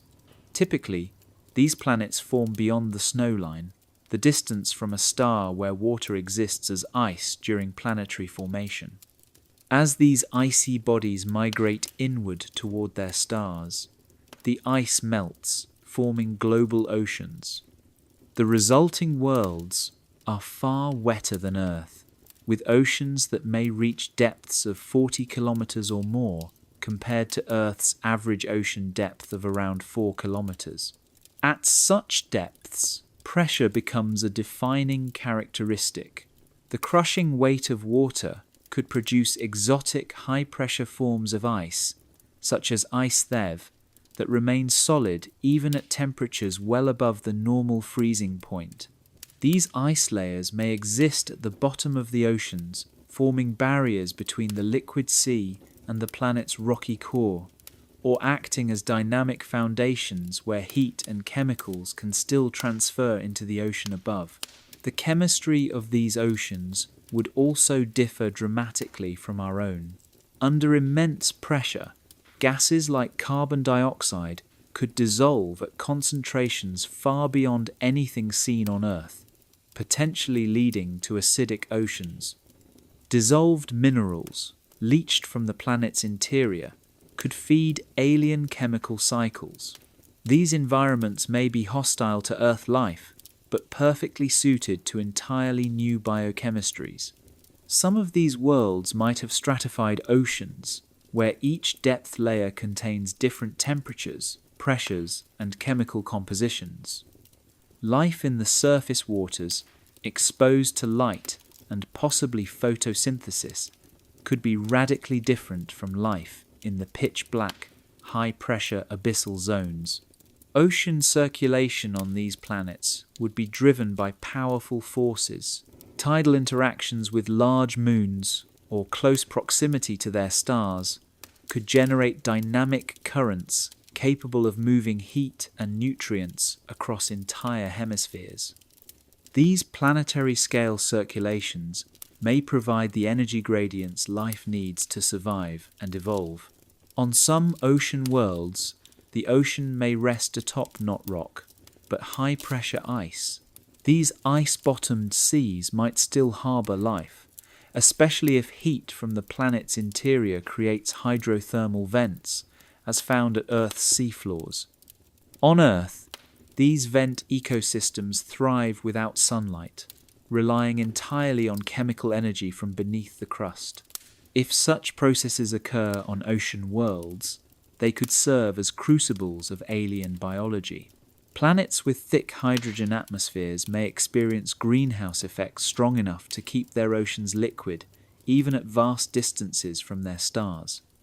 The interaction between such atmospheres and underlying oceans could produce unusual weather patterns, storms, and chemical cycles unlike anything in our solar system. Subsurface ocean worlds, such as Europa or Enceladus, offer some of the most tantalizing potential habitats. Though locked in darkness beneath ice, these seas may be among the most stable environments in the galaxy, shielded from radiation and meteor impacts, and capable of sustaining liquid water for billions of years. The icy shells of these moons or planets may even support a kind of planetary breathing. Ice may sublimate into space, while new ice forms from below, cycling material between ocean, crust, and space. Over time, this could lead to complex chemical evolution and even the emergence of life. Magnetic fields may be vital for long-term water retention. Planets with metallic cores that generate strong magnetic fields can deflect stellar winds, protecting their oceans from being stripped away. Without such protection, even vast oceans could eventually escape into space. In some cases, ocean worlds may orbit binary stars, where gravitational forces maintain liquid water in unlikely locations.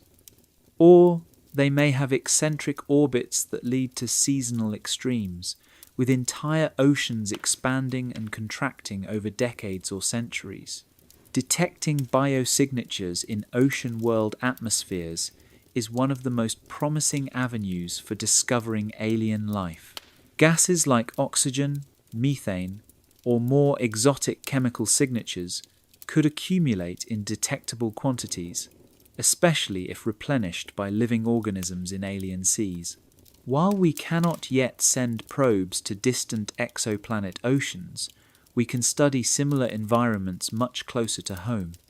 Missions to Europa, Enceladus, and Titan may one day drop submersibles into alien oceans, offering the first direct glimpses of what life in an ocean world might look like.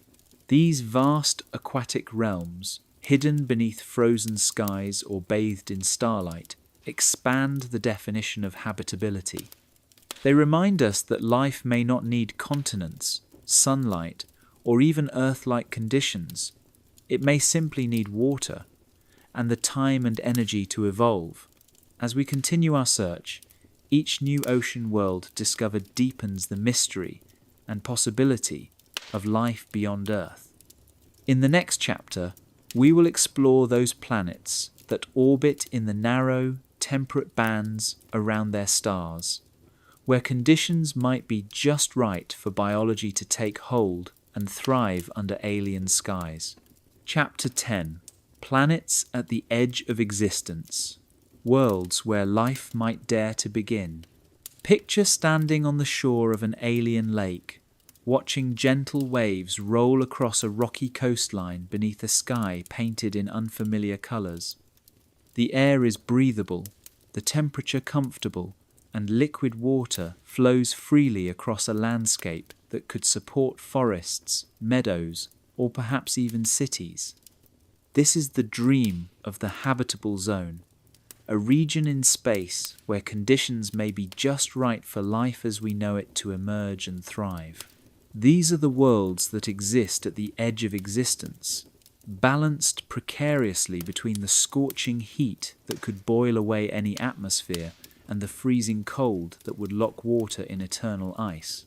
They orbit their stars at just the right distance to sustain surface temperatures where liquid water can persist, creating the essential foundation for life as it exists on Earth and potentially elsewhere in the cosmos. The concept of the habitable zone, often called the Goldilocks zone, seems deceptively simple. It is the region around a star where a planet receives enough energy to keep water in liquid form, but not so much that it evaporates. Like the porridge in the children's tale, the conditions must be neither too hot nor too cold, but just right.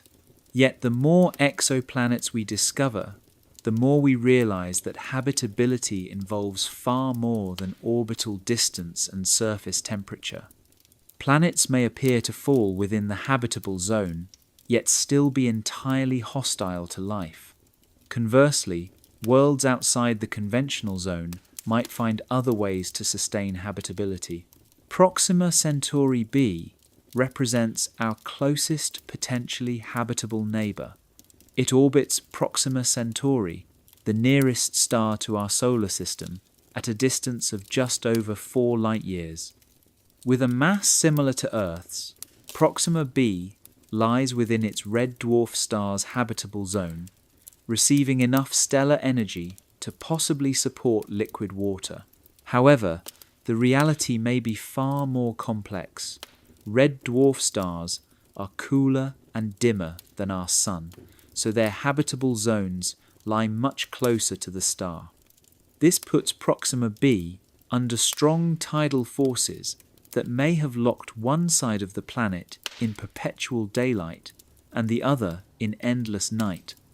The result could be a scorching day side, a frozen night side, and a narrow twilight band called the Terminator Zone, where temperatures are more temperate. Adding to the challenge, red dwarfs, like Proxima Centauri, frequently release intense stellar flares.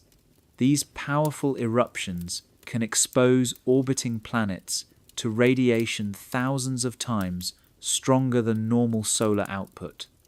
Without a protective magnetic field, Proxima b could lose its atmosphere to the constant barrage of stellar wind, rendering it lifeless despite its location in the habitable zone. Kepler 452b, located over 1,400 light-years away, offers a different kind of intrigue. Often referred to as Earth's cousin, it is only slightly larger than our planet and orbits a sun-like star once every 385 days.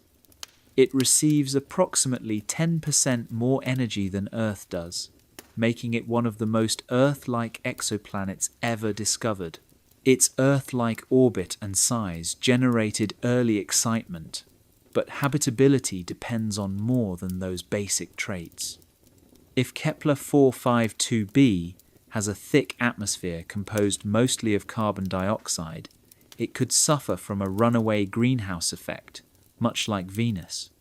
Conversely, a thin or eroded atmosphere might make the planet too cold or dry for liquid water to persist. The composition and thickness of a planet's atmosphere play a critical role in determining whether it can support life. A perfect orbital distance is meaningless if the air is toxic, too thin to retain heat, or dense enough to create extreme surface pressure.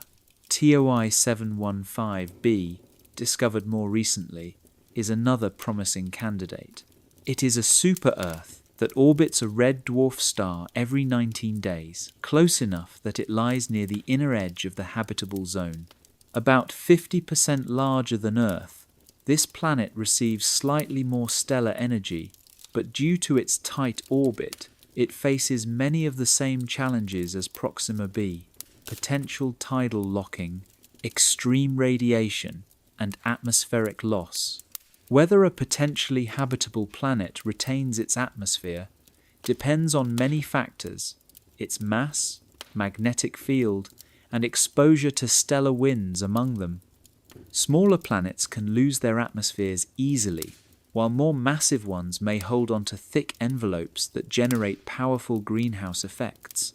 Evidence of water vapor in some exoplanet atmospheres provides a tantalizing clue that such worlds might support life. K218b, a super-Earth significantly larger than our planet, shows atmospheric signs of water vapor, despite having conditions quite different from Earth's. Its discovery suggests that water-based weather systems may exist on a wider variety of planets than once believed. The search for biosignatures, gases like oxygen and methane that could indicate biological activity, is among the most promising strategies for detecting alien life. When found together, these gases may suggest processes that only life can sustain, since they tend to destroy each other over time unless constantly replenished. The James Webb Space Telescope is now examining these distant atmospheres in unprecedented detail, measuring starlight as it passes through planetary atmospheres during transit. This technique allows scientists to detect not just water vapor, but also carbon dioxide, methane, and even signs of cloud cover or seasonal changes. The TRAPPIST-1 system, only 39 light-years away, includes 7 Earth-sized planets orbiting a cool red dwarf star. 3 of these planets lie within the star's habitable zone. Although they are close in size and composition, their differing orbital distances may give rise to very different climates and atmospheric conditions. Observations suggest that some of these TRAPPIST-1 planets may lack thick hydrogen envelopes, implying that they could have rocky surfaces where water might pool. With further study, this nearby system could reveal how small, rocky worlds evolve under similar conditions but divergent histories. Even seemingly inhospitable planets may surprise us. Some tidally locked worlds may develop atmospheric circulation strong enough to transfer heat between hemispheres. Others may warm themselves with internal geothermal energy or thick greenhouse atmospheres, creating niches where life could survive. Geological activity also plays a role in long-term climate regulation. Plate tectonics and volcanism can help stabilize a planet's climate by cycling carbon dioxide and replenishing lost gases, keeping conditions steady for billions of years. Large moons, too, may influence habitability by stabilizing a planet's tilt and driving ocean tides. In binary star systems, complex gravitational dynamics can create unique temperature cycles that differ from anything we know on Earth. As stars age, they grow brighter, pushing the habitable zone outward. Planets that are habitable today may become too hot in the future, while cold, icy worlds may enter the habitable zone as their stars evolve. In the end, the search for habitable planets continues to reshape our understanding of life's potential in the universe. Some of these worlds may already harbor life, others may be waiting for the right conditions to arise. These are the planets at the edge of existence, places where life may dare to begin under alien skies, warmed by foreign suns and shaped by forces both familiar and strange. In the next chapter, we will explore the atmospheres of these distant worlds, the alien weather, skies, and air that may breathe life into barren rock or blow it away forever. Chapter 11: Atmospheres of Wonder. The alien air we'll never breathe. Imagine inhaling an atmosphere rich in liquid methane, where every breath tastes of hydrocarbons, and rain falls from orange-tinted skies in the form of fuel-like molecules. Envision standing on a world whose sky presses down with a force strong enough to crush a submarine, or looking up during daylight to see stars shining through an atmosphere so thin it barely filters the light. These are the alien skies of distant planets, atmospheres shaped by strange chemistry and unfamiliar physics. They stretch the boundaries of what we imagine possible, offering a kaleidoscope of conditions that show how diverse planetary environments can be. Each atmosphere holds clues to how a planet formed, how it evolved, and whether it might support life. The study of exoplanetary atmospheres began in the early years of the 21st century. One of the earliest breakthroughs came with the analysis of HD 209458b, a gas giant where astronomers detected faint traces of sodium. This observation, made in the early 2000s, marked the first time humanity had read the chemical makeup of an alien atmosphere using starlight filtered during a planetary transit. Closer to home, Titan, the largest moon of Saturn, offers a stunning preview of atmospheric variety. Titan's thick nitrogen atmosphere contains large amounts of methane, creating a hydrocarbon-based weather system. Rain falls in the form of methane and ethane, carving rivers and filling lakes in a chemistry alien to Earth. The pressure on Titan's surface is roughly 1.5 times that of Earth's, high enough that a person could, in theory, fly with wings attached to their arms.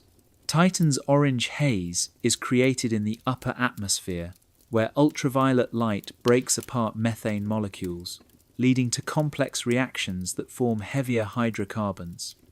These compounds rain down continuously, building an organic landscape formed from ingredients that, on Earth, are precursors to life. Far stranger is WASP-96b, an ultra-hot gas giant where the dayside temperatures soar beyond 4,000 degrees Fahrenheit.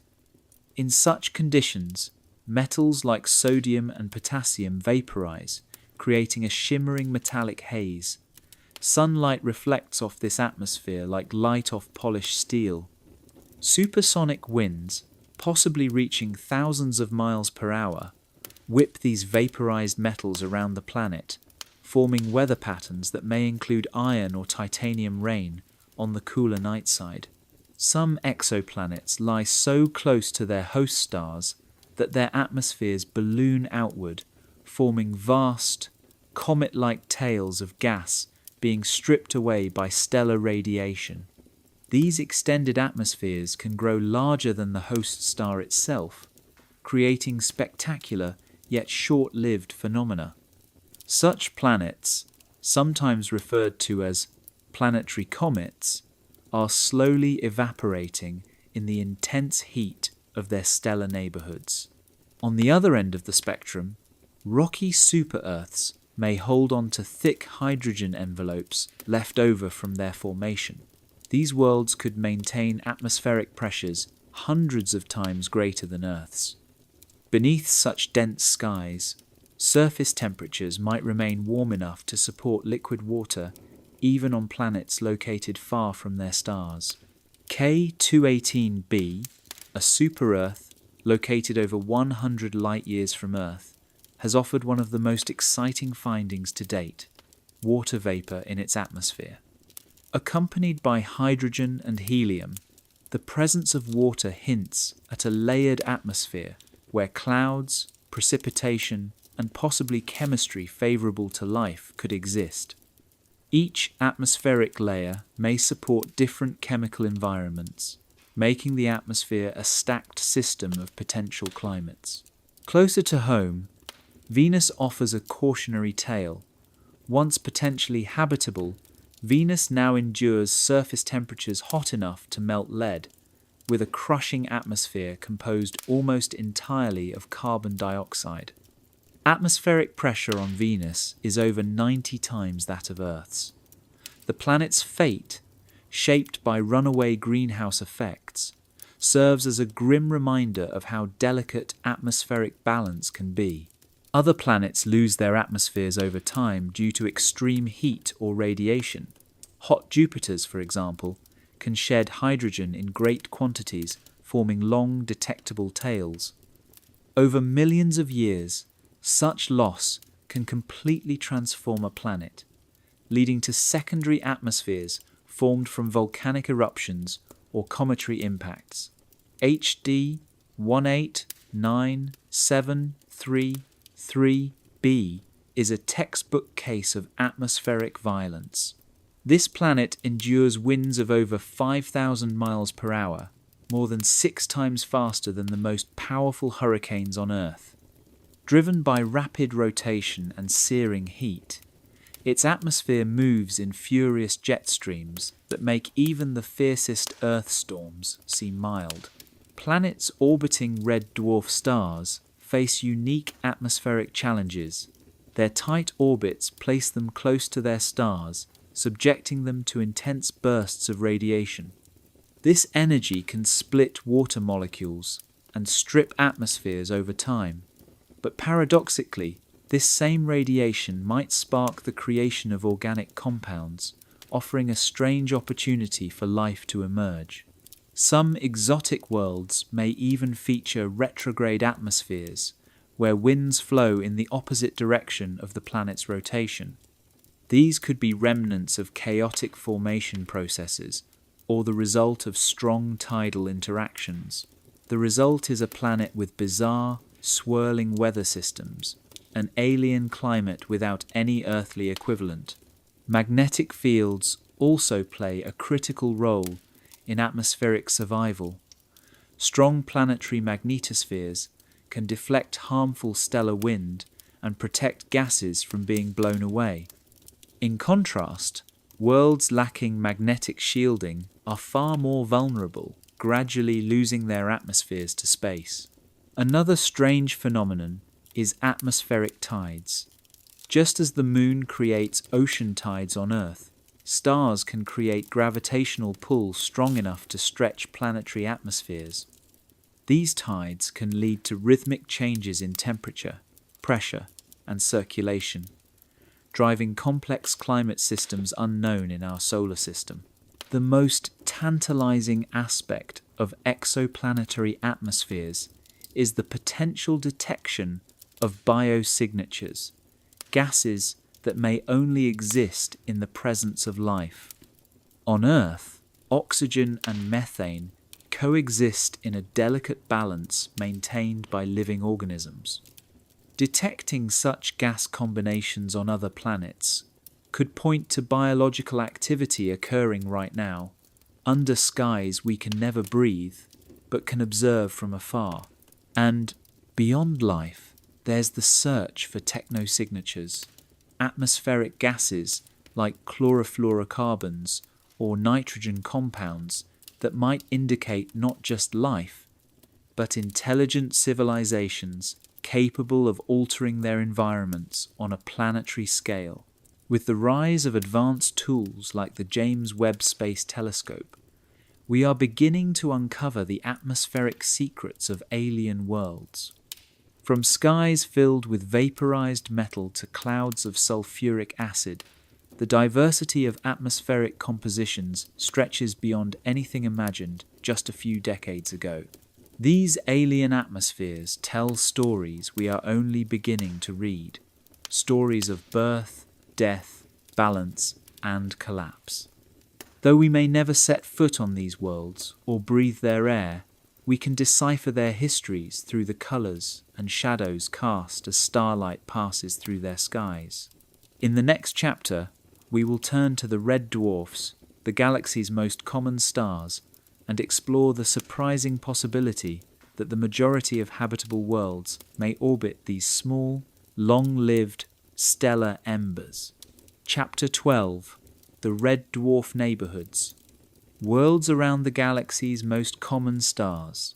Imagine a neighborhood lit not by bright, golden sunlight, but by dim, enduring embers that glow softly for trillions of years. These are the red dwarf neighborhoods, stellar communities built around the smallest, coolest, and most enduring stars in our galaxy.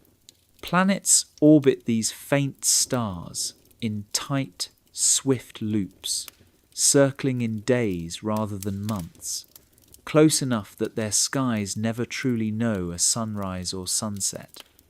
On these worlds, day and night may cease to have meaning altogether.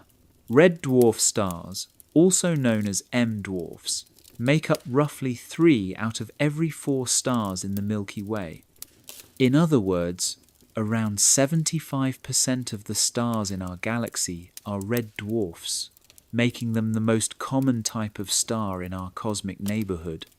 These small, cool stars burn their fuel slowly and steadily, allowing them to shine for hundreds of billions, perhaps even trillions, of years. While massive stars blaze brightly and die young, red dwarfs endure, serving as the marathon runners of the cosmos. The first confirmed exoplanet discovered around a red dwarf star was Gliese 581b, found in the year 2005. Orbiting a star just 20 light-years from Earth, it was a super-Earth, larger than our planet but likely rocky, suggesting that such planets could indeed form in the close-in habitable zones of these faint stars. Because red dwarfs emit so little heat and light, their habitable zones lie much closer in. While Earth orbits the Sun at a distance of roughly 93 million miles, a planet around a red dwarf might orbit at a distance of only a few million miles, closer than the Moon is to Earth. This proximity presents both unique challenges and intriguing possibilities for planetary habitability. One of the most famous red dwarf planets is Proxima Centauri b, discovered in the year 2016. Orbiting the nearest star to our Sun, this exoplanet completes a full orbit in just 11 days and lies only about 4 million miles from its host star. At such a close distance, gravitational forces become so intense that they lock the planet's rotation to its orbit. This creates a situation where one side of the planet always faces the star in unending daylight, while the other remains in perpetual darkness. This phenomenon, known as tidal locking, reshapes everything we know about planetary environments. On the sunlit side, temperatures could soar to hundreds of degrees above the freezing point of water, while the dark hemisphere might become an ice-covered wasteland. Yet, between the two extremes lies a twilight ring called the Terminator Zone, a perpetual sunset where temperatures might stabilize and allow liquid water to persist. Atmospheric dynamics on such tidally locked planets generate weather systems unlike anything on Earth. Heat from the day side rises, driving strong winds that circulate toward the colder night side. This global airflow could help distribute warmth more evenly, reducing the temperature gap between hemispheres. Planets with thick atmospheres might manage to support habitable conditions over large areas. Still, red dwarf stars are known for their intense stellar flares, sudden outbursts of high-energy radiation that can be thousands of times stronger than anything our Sun typically produces. Planets in close orbits are especially vulnerable to these bursts. Without a strong magnetic field, their atmospheres could be gradually stripped away over time. However, not all effects of stellar activity are harmful. Some scientists suggest that the high-energy radiation from red dwarf flares might drive chemical reactions that produce organic compounds, molecules that could serve as building blocks for life. In this way, even violent outbursts might spark complex atmospheric chemistry that aids prebiotic processes.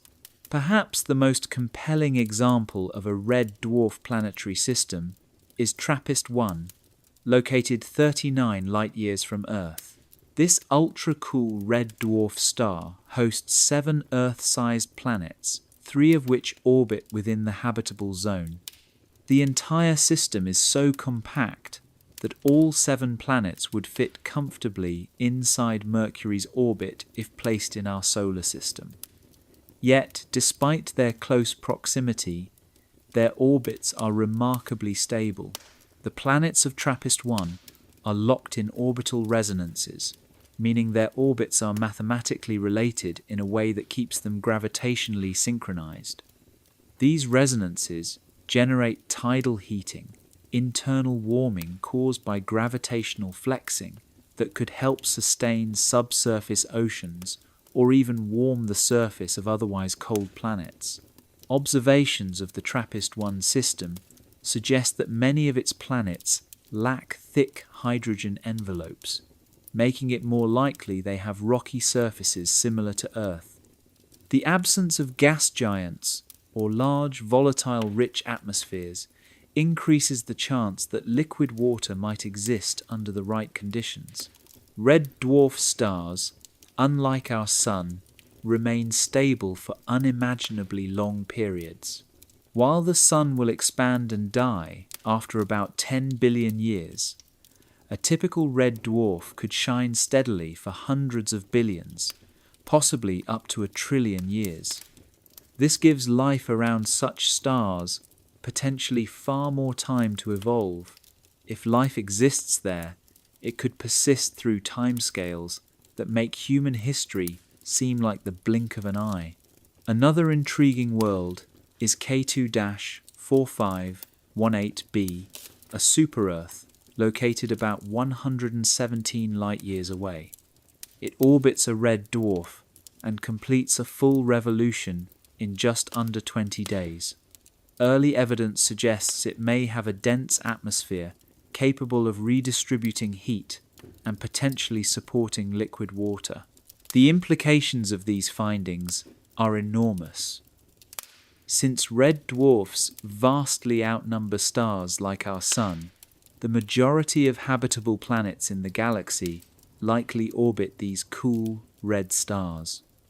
If life exists elsewhere in the universe, it may be more common around red dwarfs than around stars like our own. Atmospheric chemistry on red dwarf planets may differ dramatically from Earth's. The constant light on the day side could support continuous photosynthesis, while the night side might develop slower, colder chemical processes. This dichotomy could lead to planet-wide circulation of gases and nutrients, an entirely alien system of ecological balance. Upcoming instruments, like the James Webb Space Telescope, will allow us to study these atmospheres in greater detail. Because red dwarf planets are so close to their stars, their transits produce more noticeable dips in starlight, making it easier to study their chemical signatures and search for signs of life. The red dwarf neighborhoods are unlike anything in our solar experience, yet they may represent the dominant environments in the universe. Planets locked in eternal twilight, orbiting stars that will still be shining long after Earth is gone, may be the cradles of life throughout the galaxy. In the next chapter, we will examine how astronomers are beginning to detect the faint chemical signatures of life itself, biosignatures, in the atmospheres of distant worlds, reading the invisible messages encoded in starlight. Chapter 13. The Search for Biosignatures. Reading the chemical fingerprints of life. Imagine a cosmic detective story where the clues are written in beams of ancient starlight, where the faintest traces of invisible gases lingering in distant atmospheres might whisper the existence of life. This is the search for biosignatures, chemical fingerprints left behind by living organisms, detectable across trillions of miles by telescopes that can decode the molecular messages etched in light from alien worlds. For billions of years, life on Earth has been signaling its presence through the gases it releases and consumes. Oxygen flows from photosynthetic plants and microscopic algae. Methane rises from wetlands, digestive systems, and decaying matter. Water vapor cycles through living and geological processes. These gases, in their specific concentrations and combinations, would be impossible without life's ongoing activity. Now, as we peer into the skies of exoplanets orbiting distant stars, we are learning to search for these same molecular indicators, signs that may betray the presence of life on worlds far beyond our solar system. The search for biosignatures is humanity's most advanced effort yet to answer one of our oldest and deepest questions. Are we alone? The foundations of this search come from studying Earth's own atmosphere. Our planet's air contains roughly 21% oxygen, a gas so reactive it would vanish quickly without constant replenishment. That ongoing supply is the direct result of photosynthetic life, especially algae and plants. From space, Earth's oxygen-rich atmosphere would stand out to any distant civilization as an unmistakable sign of biology. But oxygen on its own may not be conclusive. Certain non-biological or abiotic processes can also generate oxygen. For instance, ultraviolet radiation from a star can split water vapor in an atmosphere, releasing oxygen without any involvement from life. Some planets may build up oxygen through such processes over long spans of time. Therefore, the most promising biosignatures often come in combinations, specifically in chemical relationships that would not be stable without life. One of the strongest of these pairings is oxygen and methane. These two gases naturally react with each other and should not coexist in large amounts unless they are being continuously replenished. On Earth, that is exactly what life does. Plants and algae generate oxygen, while microbes, wetlands, and animals produce methane. The detection of both gases together, especially in significant concentrations, could indicate an active, living biosphere. But even then, interpretation requires caution. Scientists must account for the planet's environment, its star, and its geological activity to rule out false positives. One of the most intriguing candidates for biosignature detection is K2 K2-18b, a super-Earth located about 110 light-years away. This exoplanet lies within its star's habitable zone and has confirmed water vapor in its atmosphere. If future observations detect oxygen, methane, or other biologically relevant gases, K2-18b may become one of our most promising leads in the search for life. The James Webb Space Telescope has dramatically advanced our ability to investigate exoplanet atmospheres. By analyzing how starlight filters through a planet's atmosphere during a transit, Webb can detect the presence of specific molecules. These absorption patterns, unique to each gas, create a kind of chemical barcode we can read from afar. Already, Webb has detected water vapor, carbon dioxide, and other molecules in several exoplanet atmospheres. Each discovery expands our understanding of planetary chemistry and helps us refine our search for biosignatures. But the field is not limited to oxygen and methane. Phosphine, a gas produced by biological processes on Earth, gained attention after claims of its detection in the atmosphere of Venus. Though that finding remains debated, it sparked renewed interest in phosphine as a potential biosignature gas for exoplanets. Dimethyl sulfide, another gas produced almost exclusively by life on Earth, particularly by ocean-dwelling phytoplankton, has been proposed as an even stronger biosignature. Unlike oxygen, it is not known to be produced in significant amounts through non-biological processes. Yet we must also consider that alien life could operate very differently. Organisms on distant worlds might thrive in atmospheres unlike our own, under different chemical rules. Their biosignatures could involve entirely unfamiliar compounds. For this reason, scientists are expanding their search to include unusual molecules that might indicate exotic forms of life. Some researchers are even looking beyond biology to signs of intelligent activity, technosignatures.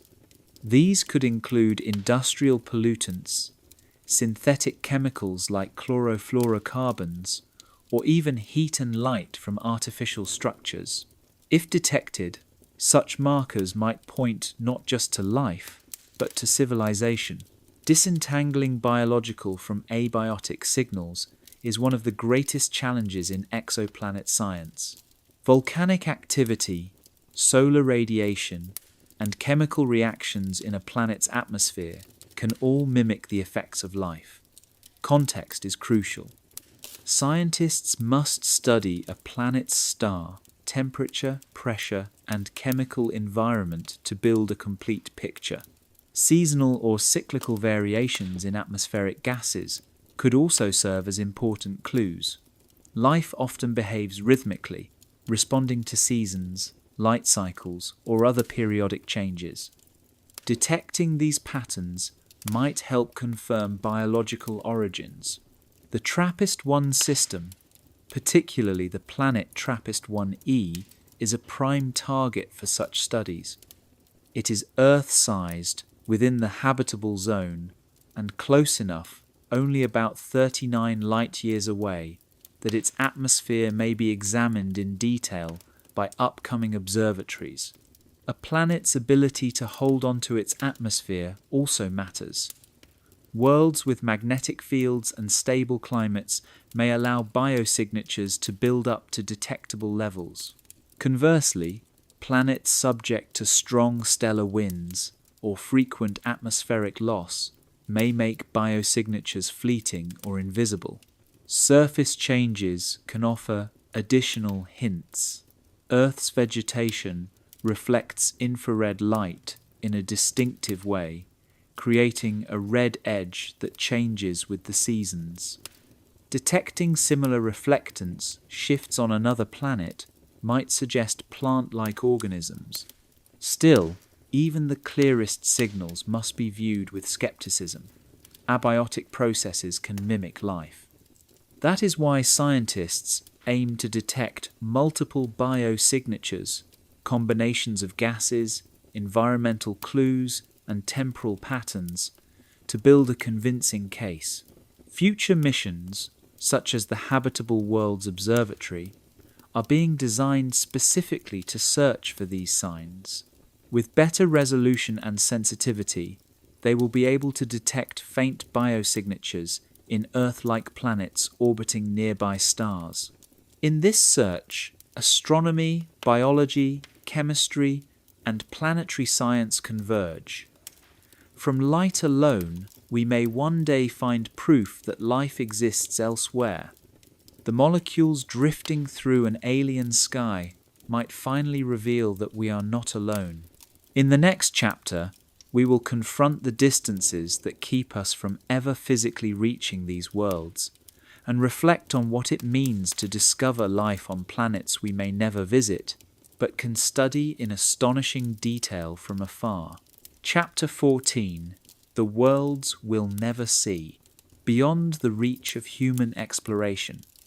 Imagine standing at the edge of an infinite ocean, knowing that across its vastness lie countless islands filled with beauty, wonder, and mystery, yet no ship will ever reach them. This is the reality of modern exoplanet science. We have discovered thousands of alien worlds, measured their temperatures, studied their atmospheres, and even glimpsed their weather systems, yet they remain physically unreachable. These worlds are separated from us by distances so immense that they make even our most ambitious dreams of travel feel small. Take Proxima Centauri b, the closest confirmed exoplanet to Earth. It orbits a star just over 4 light-years away, a distance that, in cosmic terms, is incredibly near. Yet even light, the universe's fastest traveller, takes over 4 years to cross this gap. For human-made spacecraft, this journey would take not decades, but thousands of years. Consider the Parker Solar Probe, currently the fastest spacecraft humanity has ever built. At its peak, it travels around 430,000 miles per hour. That is fast enough to circle the Earth in just a few minutes. Still, if this spacecraft were headed toward Proxima Centauri and could somehow maintain that maximum speed, the journey would take more than 6,000 years. To grasp that timescale, reflect on human history. 6,000 years ago, agriculture was in its infancy, and the earliest cities were just forming. Writing systems had barely appeared. A spacecraft launched back then would only now be arriving at Proxima Centauri. Even our closest planetary neighbour lies beyond the reach of our entire recorded civilization. For more distant exoplanets, the challenge becomes exponentially greater. Kepler 452b, often described as Earth's cousin, is roughly 1,400 light-years away. A spacecraft travelling at the speed of Parker Solar Probe would need over 3 million years to reach it. That is longer than Homo sapiens have existed as a species. The TRAPPIST-1 system, with its 7 Earth-sized planets, is located about 39 light-years away. A mission there would take over 60,000 years, longer than modern humans have walked the Earth. By the time such a spacecraft arrived, humanity might have changed entirely, or no longer exist at all. These enormous distances challenge the very idea of exploration. For a species that has always crossed frontiers, from oceans to mountains, from continents to the moon, this cosmic barrier feels unnatural. And yet, rather than discourage us, it has forced a shift from physical travel to intellectual discovery. This limitation has driven extraordinary innovation. We have developed instruments capable of detecting the faintest signatures of distant worlds, reading their stories through light alone. We can now determine what gases swirl in alien skies, detect clouds and storms, and even estimate the climate of planets orbiting stars trillions of miles away. Every photon that reaches us from an exoplanet began its journey years or even centuries ago. The light from K218b, for instance, started its journey toward us during the time of the American Civil War. When we observe the farthest exoplanets in our catalogues, we are peering into an ancient past. In this way, astronomy becomes a form of time travel. Observing distant exoplanets is like watching old messages arrive from across space and time. If we one day detect life on one of these worlds, we will be seeing it as it was many years ago. Likewise, if another civilization sees us, they observe our distant past, perhaps before we sent our first radio signal or built our first telescope. And yet, within this cosmic delay, we've achieved something remarkable. Using light, we can determine if an exoplanet has clouds, wind, or seasonal changes. We can learn about entire atmospheres and climate systems with breathtaking precision, despite never setting foot on these worlds. Through the transit method, we can watch an exoplanet pass in front of its star, creating a tiny dip in brightness.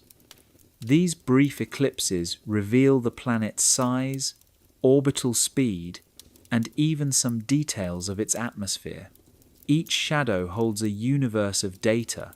Our most powerful tool, spectroscopy, allows us to break starlight into its components and read the fingerprints of different molecules. When a planet transits its star, light filters through its atmosphere. The resulting spectrum can reveal water vapor, carbon dioxide, methane, and other key indicators of habitability or even life. The James Webb Space Telescope has dramatically improved this capability. Its precision allows us to study the skies of distant planets in ways that were unthinkable only a decade ago. In some cases, we now know more about the atmospheres of alien planets than about the higher layers of planets in our own solar system. Future missions, like the proposed Habitable Worlds Observatory, may one day provide direct images of distant Earth-like planets. These photographs could show continents, oceans, and clouds, perhaps the only visual contact we will ever have with these remote worlds. While we may never walk on their surfaces, such images would bring us as close as possible to experiencing them. Efforts like Breakthrough Starshot aim to change the equation.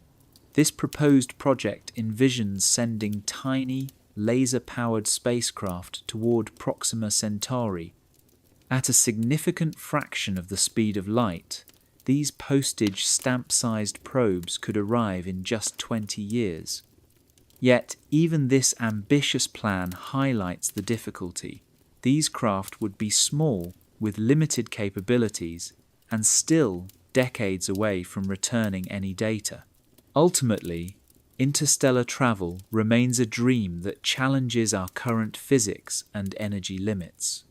Any attempt to send humans or large equipment to another star system would require breakthroughs we have not yet made. But paradoxically, our inability to visit these worlds has given rise to more powerful forms of understanding. We have been forced to study entire planets as systems, watching them as global objects, not isolated samples.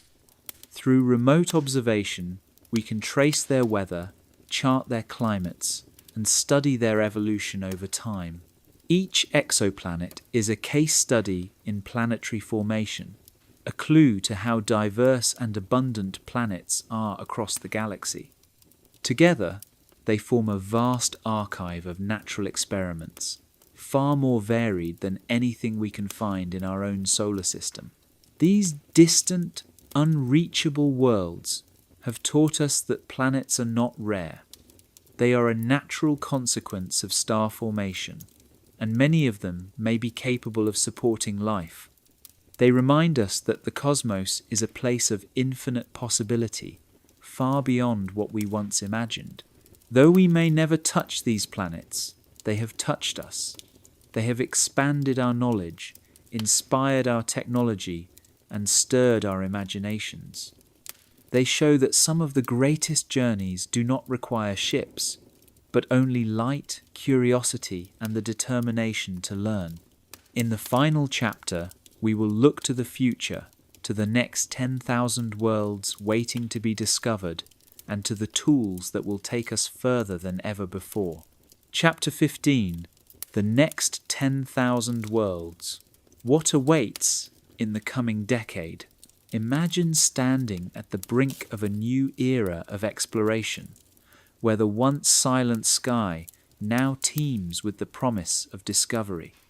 In the coming 10 years, we are poised to witness the most significant expansion in planetary knowledge in the history of astronomy. The roughly 6,000 worlds humanity has identified so far mark only the beginning, a mere introduction to a vast story that is about to unfold on an unimaginable scale. In the next decade, the number of confirmed exoplanets could rise to 100,000 or more. This revolution will be driven by technological innovation. New telescopes, more sensitive than anything we have ever built, will enable us to detect and analyze exoplanets with unprecedented precision. These advances will not merely multiply the number of known worlds. They will reshape exoplanet science from the study of singular planets into a sweeping statistical examination of planetary systems across the galaxy. Leading this charge is the Nancy Grace Roman Space Telescope, expected to launch in the mid-2020s. Named in honor of NASA's first chief astronomer, Roman will utilize a technique called gravitational microlensing to uncover planets in a way no mission has done before. This method detects the bending and magnification of light when a planet passes between a distant star and the Earth, briefly brightening the background star in a measurable way. Through this approach, Roman will detect planets ranging from hot Jupiters close to their stars to frozen giants in the outskirts of their systems. Roman's mission alone is expected to uncover thousands of new planets. Its instruments are powerful enough to detect objects as small as Mars, orbiting at Earth-like distances from their stars. For the first time, scientists will have the capacity to find large numbers of rocky, Earth-sized planets residing in habitable zones. The data gathered will allow us to address long-standing questions. How common are planetary systems like our own? What fraction of stars host potentially habitable planets? Is our solar system typical or a cosmic anomaly? These insights will only deepen as more advanced missions follow. Looking further ahead, the Habitable Worlds Observatory, a next-generation space telescope currently in the conceptual phase, promises to be a monumental leap forward. This observatory aims to directly image Earth-like exoplanets around nearby Sun-like stars, potentially giving us the first actual photographs of alien worlds. This task, however, is daunting. The planets we hope to see are billions of times dimmer than the stars they orbit. To overcome this, the observatory would use a starshade, a flower-shaped spacecraft flying in formation with the telescope to block out starlight, enabling the detection of faint planetary light. With this technology, scientists may analyze atmospheric compositions, search for biosignatures, and even detect seasonal changes that hint at dynamic climates or biological processes. The surface features of distant worlds might come into view. We could one day see the sparkle of alien oceans, the swirl of clouds, or color shifts suggesting plant-like life cycles. Instead of abstract data points, exoplanets will become real, tangible worlds. On Earth, the extremely large telescope, under construction in Chile, will play a critical role. With a mirror nearly 40 meters across, it will deliver unprecedented resolution and sensitivity, ideal for studying planetary atmospheres and directly imaging massive exoplanets. The combination of space-based and ground-based observatories will offer a holistic view. Space telescopes will lead in detection and atmospheric analysis, while ground instruments will deliver high-resolution spectroscopy needed to identify specific molecules and potential signs of life. Advancements in machine learning and artificial intelligence will be vital in analyzing the massive volumes of data. These tools will detect patterns in planetary systems, forecast climates, and identify signals that might otherwise go unnoticed. The European Space Agency's Plato mission, launching in the late 2020s, will add another dimension. Using the transit method, Plato will search for Earth-sized planets orbiting Sun-like stars with remarkable precision, offering a large-scale look at true Earth analogues. The synergy between detection methods, transits, microlensing, direct imaging, and radial velocity will create the most complete view of planetary populations ever achieved. Each technique reveals different aspects of a planet, together forming a rich, layered understanding. The next decade may also bring us face to face with the discovery of biosignatures, chemical markers such as oxygen, methane, or other gases that strongly suggest life. Equally tantalizing is the search for technosignatures, signs of advanced civilizations. These might include artificial light, atmospheric pollutants from industry, or unusual heat patterns. Moons around exoplanets, so-called exomoons, are becoming a focus as well. These could be habitable environments in their own right, especially if orbiting gas giants within habitable zones. Atmospheric analysis will reach new levels of detail. We may soon observe alien weather, track storms, detect wind patterns, and even infer climate cycles on distant worlds. The variety of planetary conditions will reveal climate systems unlike anything in our solar system. As detection capabilities grow, the discovery rate of potentially habitable planets will surge, with current estimates suggesting that 1 in 5 Sun-like stars hosts an Earth-sized planet in the habitable zone. Billions of such worlds likely exist in our galaxy. Thousands of them may be within reach in the next 10 years. Meanwhile, our theoretical understanding of planetary evolution will grow through the analysis of vast datasets. We will uncover how planets migrate, how atmospheres evolve, and how different stellar environments shape planetary outcomes.